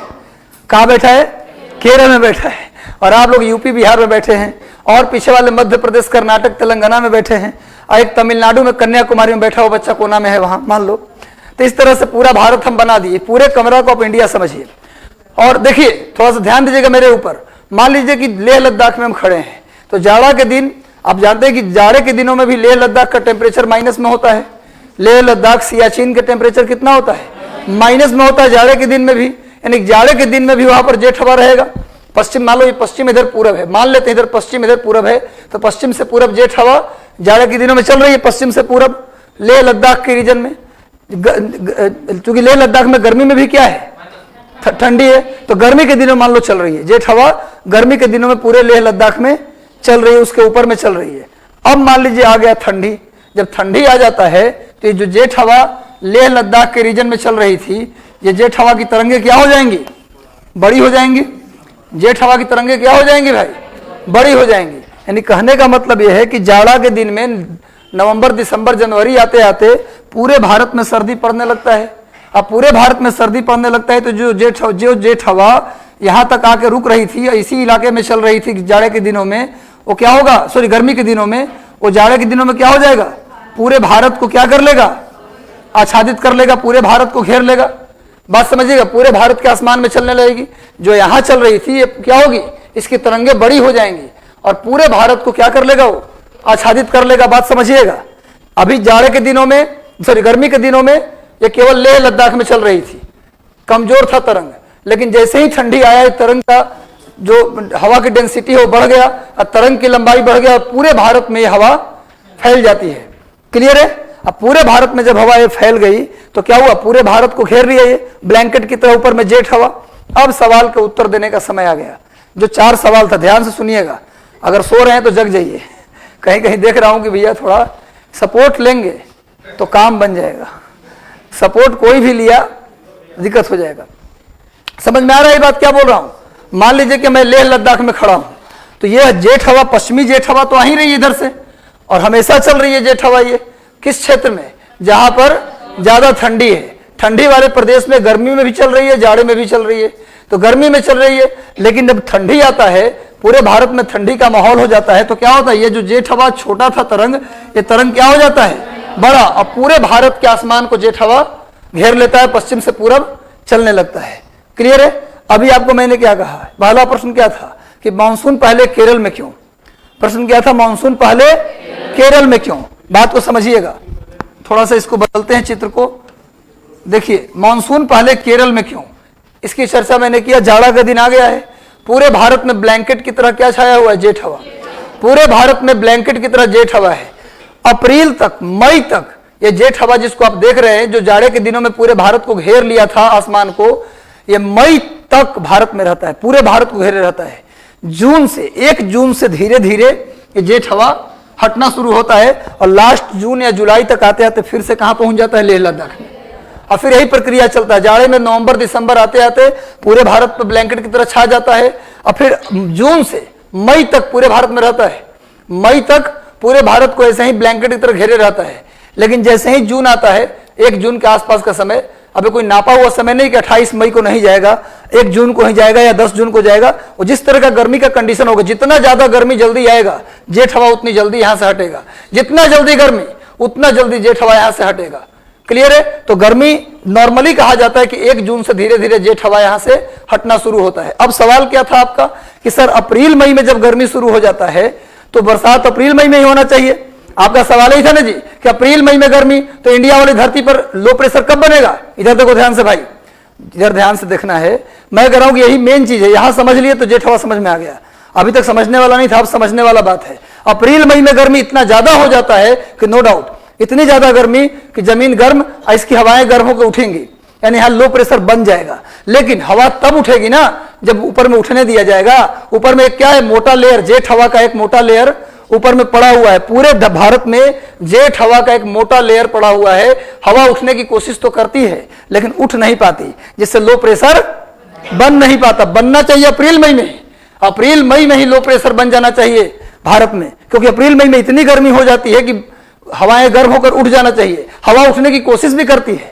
बिल्कुल आपने सही कहा, अप्रैल मई में गर्मी पड़ना चाहिए, लो प्रेशर बनना चाहिए, और अप्रैल मई में ही समुद्र से भरने के लिए हवा आनी चाहिए, और अप्रैल मई में ही मानसून की शुरुआत हो जाना चाहिए, यानी अप्रैल मई से ही पूरा तेज वर्षा शुरू हो जानी चाहिए। लेकिन जून में क्यों? जून में इसलिए कि जून मई तक पूरे भारत में जेठ हवा का लेयर होता है, जो हवा को, जो लो प्रेशर बनने वाली जो हवा है, जो हवा ऊपर जा रही गर्म होकर उसको ऊपर जाने नहीं देती, जिससे वहां लो प्रेशर बन नहीं पाता। और सबसे पहले जेठ हवा 1 जून को कहां से हटेगी? सबसे पहले गर्मी कहां आएगा? अगर सूरज नीचे से ही तो ऊपर आ रहे थे, तो सबसे ज्यादा गर्मी, सबसे पहले गर्मी कहां पड़ेगा ज्यादा? केरल में। तो सबसे पहले जेठ हवा कहां से उड़ जाएगी? केरल से। तो सबसे पहले लो प्रेशर, ऐसे तो बेचैन है सब पूरे भारत की हवा ऊपर उठने को, पूरे भारत की हवा अब गर्म हो चुकी है और ऊपर उठने को सारी हवाएं बेचैन है, लेकिन जेठ हवा के कारण वो सारी हवाएं उठ नहीं पा रही हैं। और सबसे पहले जेठ हवा कहां से हटेगा? केरल से। तो सबसे पहले लो प्रेशर कहां बनेगा? केरल में। तो सबसे पहले हवा भरने कहां आएगी?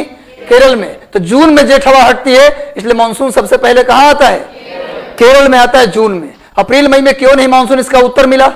सबसे पहले केरल में क्यों मानसून? इसका भी उत्तर मिल गया। सबसे पहले केरल में क्यों समझ में आ गया? क्योंकि सबसे पहले जेठ हवा कहां से हटेगी? केरल से। और जैसे जैसे हटती जाएगी लो प्रेशर बनता जाएगा, हवाएं मानसून की प्रवेश करती चली जाएंगी। समझ में आ रहा है बात? तो जेठ हवा का 2 प्रश्न का उत्तर मिला। तीसरा प्रश्न, मानसून लेट क्यों? मानसून लेट क्यों? कभी कभी आप लोगों ने देखा होगा कि मकर संक्रांति के दिन से ही ठंडी कमने लगता है। मकर संक्रांति के दिन से ही आपको लगेगा कि ठंड कमने लगा, ऐसा लगता है। और कभी कभी होली तक ठंड रह जाता है। मकर संक्रांति के दिन कड़ाके की सर्दी, पूरी जनवरी कड़ाके की सर्दी, पूरे फरवरी में सर्दी, यहां तक कि होली तक आपको सर्दी लगता रहेगा। यानी कि अगर आपको होली के दिन अगर कोई 1 बाल्टी पानी फेंक दे आपके ऊपर, जैकेट पहन के घूम रहे थे, मफलर बांध के निकल रहे थे, ऊपर से 1 बाल्टी है ना जैकेट के ऊपर से, तो फिर आप क्या करेंगे उसके साथ? आप समझ रहे हैं बात? दरवाजे पे बैठ जाएंगे, निकलो बाहर आज, बता देते हैं हम, और वो आदमी ऊपर छुपा हुआ है ना। तो मेरा कहना यह है कि बस मकर संक्रांति को ही पता चल जाता है कि इस बार गर्मी कैसी होगी, या गर्मी पहले आएगा या देर से आएगा। जिस साल गर्मी जितना देर से आएगा, आप समझिएगा जेट स्ट्रीम को हटने में उतना ही ज्यादा टाइम लगेगा। गर्मी जितना जल्दी आ जाएगा, जेट हवा उतनी जल्दी हट जाएगी, और जल्दी लो प्रेशर बनेगा, और जल्दी बरसात शुरू, यानी मानसून समय से आ जाएगा।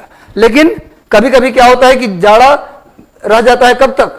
होली तक, यानी कि चैत महीने तक भी रह जाता है। नहीं समझे कि अप्रैल आते आते थे पूरा मार्च ठंडी का मौसम रह जाता है। कभी कभी ऐसा होता है कि पूरा सुबह शाम की ठंडी बच जाता है, और कभी कभी अप्रैल में ही, मार्च में इतनी गर्मी आ जाता है कि आपको मतलब गर्मी बर्दाश्त नहीं होगा। तो क्या है भैया, जल्दी गर्मी आ जाए तो जेठ हवा जल्दी हटेगी, और जल्दी हटेगी तो मानसून जल्दी आएगा, और जितना ठंडी देर तक रह जाएगा तो उतना जल्दी हटेगी नहीं, तो मानसून लेट हो जाएगा। अब 3 प्रश्न का उत्तर मिल गया कि मानसून पहले केरल में क्यों, अप्रैल मई में क्यों नहीं, जून में क्यों, और तीसरा प्रश्न का उत्तर भी मिल गया, मानसून लेट क्यों। यानी कि अब पहले पुराने जमाने के हमारे जो किसान थे, उतने वैज्ञानिक लोग थे कि आज से करीब 200-300 आज न जेठ हवा का खोज किया गया, 300-400 साल पहले भी हमारे किसान मकर संक्रांति को ही बता देते थे, भारत के किसान, ठंडी को देखकर कि लगता है इस बार भी बरसात ठीक नहीं होगा। काहे जी? तो इसलिए बरसात ठीक नहीं होगा क्योंकि देखिए किस तरह की सर्दी पड़ रहा है। अगर इस तरह की सर्दी रहा तो बरसात टाइम से, या तो टाइम से नहीं होगा या तो ठीक नहीं होगा। ये हमारे देश के किसान पहले ही एजम्पशन कर लेते थे अनुमान से। अब जेट स्ट्रीम तो बाद में आया ना, सिद्धांत के रूप में बाद में आया। अब सुनिए, अंतिम प्रश्न है कि मानसून फेल क्यों? कभी कभी ठंडी ज्यादा दिनों तक रह जाता है, तो इससे क्या होता है, जेठ हवा ऊपर में घेरे हुए है, जल्दी हटेगा नहीं। जब तक हटेगा नहीं तब तक समुद्र में भी क्या बन जाता है, यानी कि इस लो प्रेशर बनने की कोशिश हो रहा था, जमीन पर लो प्रेशर बनने की कोशिश हो रहा था, पर जेठ हवा हटा ही नहीं। तब तक जेठ हवा, पूरे जून महीने तक जेठ हवा यहाँ पर मौजूद रह गई। तो जुलाई आते आते जब समुद्र का पानी भी गर्म हो जाता है, इसलिए यहाँ भी क्या बन जाता है, लो प्रेशर। तो जब हाई प्रेशर रहेगा तब ना समुद्र से जमीन की ओर हवा आएगी, हवा कहीं और से समुद्र की ओर आने लगेगी, जमीन की ओर आने लगेगी, जमीन की तरफ से आने लगेगी, साइबेरिया की तरफ से, तो उसमें पानी थोड़ा ना होगा। समझ में आ रहा है बात ना? इस तरीके से मानसून क्या हो जाएगा, फेल हो जाएगा। तो समझ में आया, इस जेठ हवा का प्रभाव समझ में आया भाई। मानसून लेट क्यों? अब ज्यादा दिनों तक जवाब अगर रह जाए तो घर में बोल सकते हैं आप जा करके कि इस साल धान देखिएगा थोड़ा देर से आप उसमें उसका लगाइएगा, उसका पौधा जो है थोड़ा देर से लगाए, हो सकता है मानसून लेट हो जाए। क्लियर है, समझ में आ गया? इसको लिखाने की विशेष जरूरत तो नहीं है।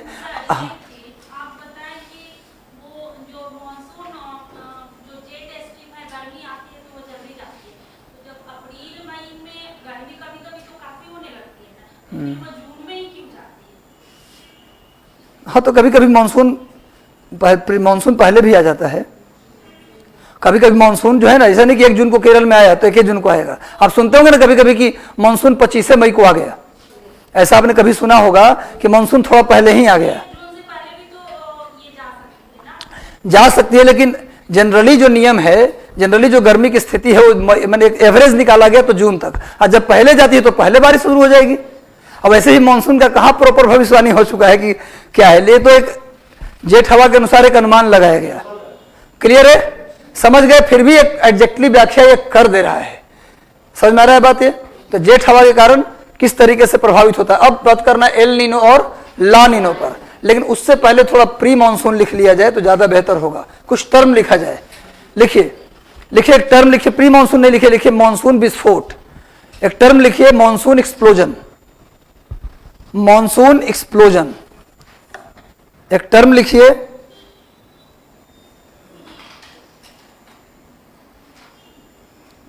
मानसून एक्सप्लोजन, मानसून विस्फोट। देखिए कोई टर्म नहीं है। केरल में जब मानसून पहुंचती है ना तो लगभग 400 सेंटीमीटर तक वर्षा करा देती है। 300 से 400 सेंटीमीटर तक बारिश कराती है। इसी को क्या बोला जाता है? मानसून विस्फोट। लिख लीजिए। देखिए केरल में जब मानसून पहुंचती है, केरल में जब सबसे पहले मानसून पहुंचती है, केरल में जब सबसे पहले मानसून पहुंचती है, केरल में जब सबसे पहले मानसून पहुंचती है तो वहां 300 से 400 सेंटीमीटर तक वर्षा हो जाती है। तब वहां 300 से 400 सेंटीमीटर तक वर्षा हो जाती है। 300 से 400 सेंटीमीटर तक वर्षा हो जाती है, जिसे मानसून विस्फोट के नाम से जाना जाता है। जिसे मानसून विस्फोट के नाम से जाना जाता है। जिसे मानसून विस्फोट के नाम से जाना जाता है। जिसे मानसून विस्फोट के नाम से जाना, मानसून एक्सप्लोजन के नाम से जानते हैं। एकाएक बहुत तेज बारिश, जैसी मानसून पहुंचती है ना तो चूंकि उसमें सबसे ज्यादा नमी कहाँ होता है? केरल में ही। तो ज्यादा बरसात केरल में, जैसे जैसे मानसून ऊपर की ओर बढ़ेगी बरसात की मात्रा कम होती जाएगी। अच्छा, एक क्वेश्चन आता है कि एक ऑप्शन देते हैं कि केरल है, केरल है, उसके बाद पंजाब है, मध्य प्रदेश है और महाराष्ट्र है। सबसे बाद में मानसून कहां से लौटेगी? सबसे बाद में कहां से लौटेगी? केरल से। और सबसे पहले कहां से लौटेगी? यानी जहां सबसे बाद में पहुंचेगी वहां से सबसे पहले लौटेगी, और जहां सबसे पहले पहुंचेगी वहां सबसे बाद में लौटेगी। इस तरीके का क्वेश्चन भी यूपीएससी में कभी कभार पूछ लेता है और हम कंफ्यूज हो जाते हैं। हालांकि आसान क्वेश्चन है लेकिन कभी कभार पूछता है। लिख लिया आप लोगों ने, मानसून विस्फोट क्या होता है? ये समझ में आ गया आपको? जहां सबसे बाद में पहुंचेगी वहां से सबसे पहले लौटेगी, और जहां सबसे पहले पहुंचेगी वहां से सबसे बाद में लौटेगी। क्लियर है? समझ में आ गया आप लोगों को? तब लिखिए मानसून, प्री मानसून। अगला टर्म लिखिए प्री मानसून। अगला टर्म लिखिए, इससे क्वेश्चन आता है कभी कभार पीटी में। प्री में कभी कभार क्वेश्चन इससे आ जाता है, प्री मानसून। इसको हिंदी में भी लिखते हैं प्री मानसून, इसका कोई हिंदी नहीं है। या प्रारंभिक मानसून लिख सकते हैं, पर अंग्रेजी में भी और हिंदी में एग्जाम में पूछेगा तो वहां भी प्री मानसून ही लिख देता है। लिखिए प्री मानसून। देखिए प्री मानसून का मतलब समझिए क्या होता है पहले, तब लिखिएगा। देखिए कभी कभार आप लोगों ने देखा होगा, सुनो, प्री मानसून लिख लिया ना, कभी कभार आपने देखा होगा, बाद में उसको लिख लीजिएगा, पंजाब से बाद में लौटता है, केरल में पहले, ये सब बाद में लिखवा देंगे, चिंता ना करिए इसका, अंतिम में हम लिखवा देंगे। बोल दीजिएगा हमको कि सर इसको लिखवा दीजिए, तत्काल सुनिए आप। कभी कभार आपने देखा होगा कि मानसून तो ऐसे जून में ही आता है, लेकिन आप लोगों ने देखा होगा कि जून से पहले भी अप्रैल और मई महीने में बहुत तेज आंधी आया और पूरा तेज बारिश हो गया, फिर मौसम शांत। यानी बहुत नहीं, जैसे दिल्ली में न्यूज में आया कि दिल्ली में बहुत तेज धूप से लोग परेशान थे, पर आज बारिश ने इंद्रदेव के कारण, इंद्रदेव के प्रसन्नता के कारण आज काफी बारिश हुआ, जिससे दिल्ली के लोग थोड़ा राहत महसूस कर रहे हैं। आज छाता लेके 5-6 लोगों को फोटो दिखा दिया टीवी में, है ना। बारिश से दिल्ली में राहत महसूस हुआ, 1 घंटे की बारिश, लेकिन जाम की समस्या भी काफी बढ़ गया है इस बारिश के कारण, ये न्यूज में दिखाता है। तो मई, अप्रैल और मई में कभी कभी आप लोगों ने देखा होगा, गांव के लोग होंगे तो आम का समय होता है, वो है ना, आम का समय होता है, जिसका आम का बगीचा होता है, वो गांव का आदमी तो बोरा लेकर कहां पहुंच गया? आम के बगीचा में। हाँ, होती ही होती है। उस आम को भी अपने बगीचे में घेरेबंदी कर देते हैं, घेराबंदी करके पहुंच जाते हैं, कोई घुसेगा बागीचा में डंडा लेकर खड़े रहे, सारा आम चुनेंगे, उसको ले आकर के उसका अचार लगता है, उस जिसको शुरुआत में जिसको हम लोग सत्तू के साथ खाते हैं, सतुआनी में अचार खाते हैं, तो ये चीज होता है।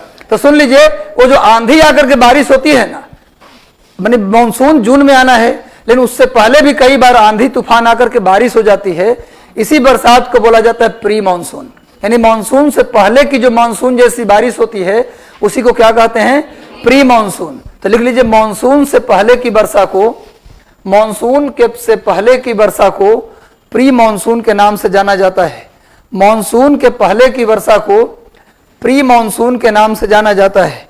मानसून के पहले की वर्षा को प्री मानसून के नाम से जाना जाता है, प्री मानसून के नाम से जाना जाता है। अब देखो, ये वर्षा तो पूरे भारत में होती है, प्री मानसून वाली वर्षा तो पूरे भारत में होती है, लेकिन अलग अलग जगहों पे इसका नाम अलग अलग है। लिख लीजिए, आप दो कॉलम बना लीजिए, एक कॉलम में लिखिए प्री मानसून के नाम और दूसरे कॉलम में लिखिए लोकेशन। प्री, दो कॉलम आप बनाइए, एक कॉलम में लिखिए नेम ऑफ प्री मानसून और दूसरे में लिखिए लोकेशन। हिंदी में प्री मानसून के नाम और स्थान। ये क्वेश्चन कई बार आया है कि कहाँ क्या बोलते हैं, मैच द फॉलोइंग में भी आ सकता है। हाँ बिल्कुल, मैंगो सावर लिखाएंगे। लिखिए मावट, बिल्कुल सही कहा आपने, मावट या महावट।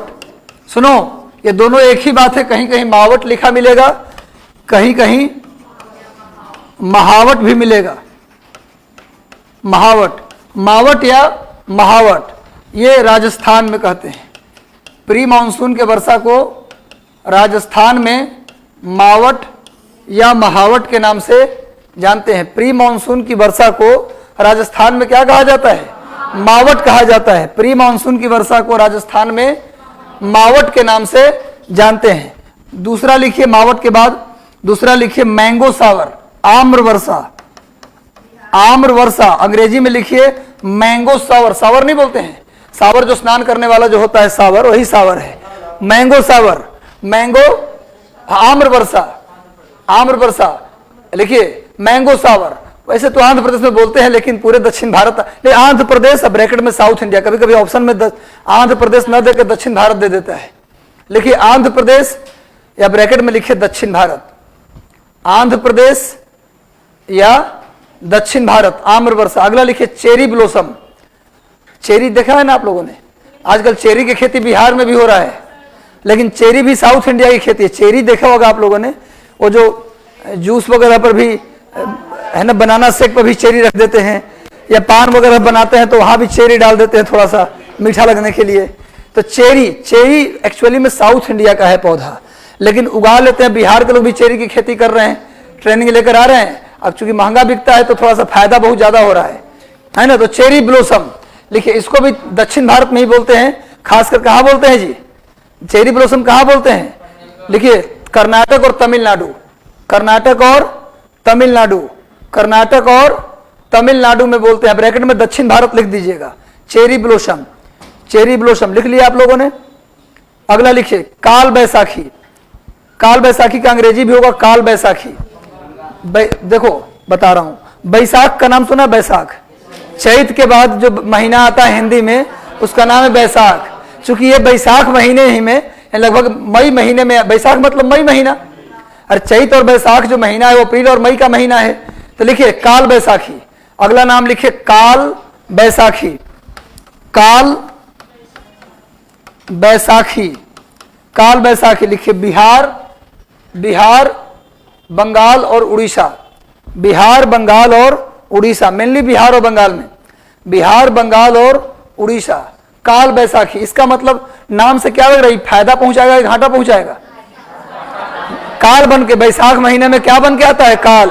उस समय या तो हमारा, सुन लो, या तो हमारा रबी फसल कट रहा होता है, या तो हमारा खलिहान में होता है। वो फसल मेरे घर पे नहीं आया होता है, या तो मशीन का इंतजार करते रहते हैं, भाई थ्रेसर आएगा तो गेहूं को काटेंगे, तो गेहूं खलिहान में होता है, या तो उसको काट रहे होते हैं, या तो मसूर का पौधा, जो कि अगर आप मसूर का पौधा अगर पक जाए तो उसको एक झटका मारिए, पूरा मसूर नीचे गिर जाएगा हल्का झटके से।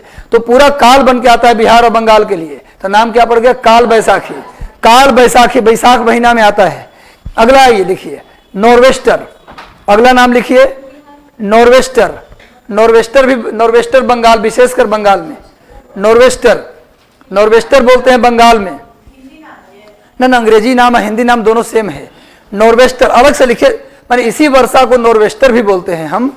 नॉर्वेस्टर लिख लिए, नॉर्वेस्टर। इसी पूरा बंगाल और उड़ीसा के क्षेत्र में क्या बोलते हैं? नॉर्वेस्टर। अब देखिए मैंने क्या कहा, मैंगो सावर बोला है, इसका एक जगह नाम क्या बोला है? मैंगो सावर। इसका मतलब आम के पौधे के लिए फायदेमंद होता है।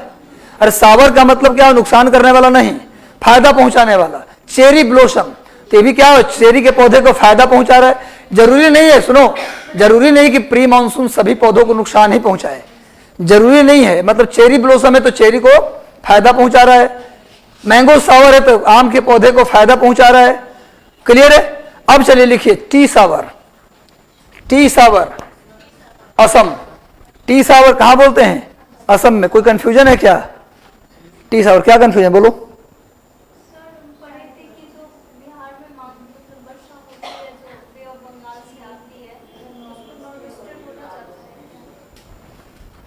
उसे प्री मानसून को ही नॉर्वेस्टर कहा जाता है।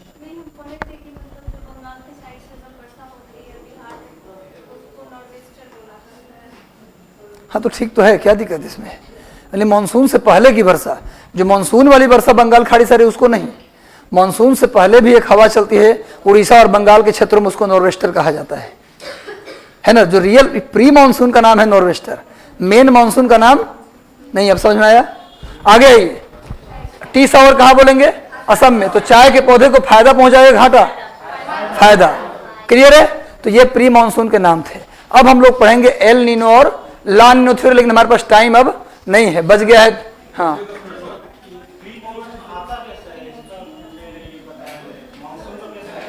एक्चुअली क्या है कि टेम्परेचर, सुन लो, बहुत अच्छा सवाल इन्होंने किया कि प्री मानसून की उत्पत्ति कैसे होती है। होता क्या है कि जहां तहां लो प्रेशर का बेल्ट जब बन जाता है, जहां तहां लो प्रेशर का बेल्ट क्रिएट हो जाता है, जिससे समुद्र की तरफ से और अन्य जगहों से हवा वहां भरने के लिए आती है, तो जहां तहां बारिश हो जाती है। समझ में आ रहा है बात ना? मतलब कि वो तत्काल रूप से लो प्रेशर का बेल्ट क्रिएट होता है टेम्परेचर ज्यादा होने के कारण, और आसपास से हवाएं भरने के लिए आती हैं, और सारे बादल जो हैं, जो वाटर वेपर एक जगह जमा हो जाता है, और उसके जमाव से क्या होता है? बरसात प्रारंभ हो जाती है। उसका कोई विशेष मैकेनिज्म नहीं है। क्लियर है? तो बस आज इतना ही। अगले क्लास में हम लोग करेंगे एल नीनो थ्योरी और ला नीनो थ्योरी। और आप लोग पढ़ के क्या आएंगे? सुन लो, आप लोग बता देता हूं, समुद्र की जलधारा है, सुनो, एल नीनो और ला नीनो, भाई सुन लीजिए इधर, एल नीनो और ला नीनो महासागर में चलने वाली एक जलधारा है। आप लोग अगले दिन घर से पढ़ के आइएगा एल नीनो जलधारा क्या है, ला नीनो जलधारा क्या है। प्रशांत महासागर में, खासकर दक्षिणी प्रशांत महासागर में, दक्षिणी प्रशांत महासागर में चिली के तट से जो हवा से जो जलधारा चलती है उसे एल नीनो कहा जाता है, और ऑस्ट्रेलिया के तट से जो जलधारा चलती है उसको ला नीनो कहते हैं। एल नीनो और ला नीनो दक्षिणी प्रशांत महासागर में, साउथ पैसिफिक ओशियन में चलने वाली एक गर्म जलधारा है। एल नीनो और ला नीनो दोनों गर्म जलधारा है, दोनों ही गर्म जलधारा है। एल नीनो और ला नीनो दोनों ही साउथ पैसिफिक ओशियन में चलते हैं, और दोनों गर्म हैं, और दोनों दक्षिणी प्रशांत महासागर में चलते हैं। जो चिली और पेरू के तट से चलती है उसे एल नीनो कहा जाता है, और जो पूर्वी ऑस्ट्रेलिया के तट से चलती है उसे ला नीनो कहते हैं। एल नीनो अगर चलेगी तो ला नीनो उस साल कमजोर पड़ जाएगा, और जिस साल ला नीनो चलेगी उस साल एल नीनो कमजोर पड़ जाएगा। एल नीनो और ला नीनो दोनों का मानसून के ऊपर प्रभाव पड़ता है। क्लियर है? तो इतना आप लोग याद रखिएगा और इसको पढ़ के आइएगा। अगले दिन ला नीनो एल नीनो थ्योरी समझा देंगे और मानसून लगभग समाप्त हो जाएगा। चलिए, all the best, God bless you, आशीर्वाद।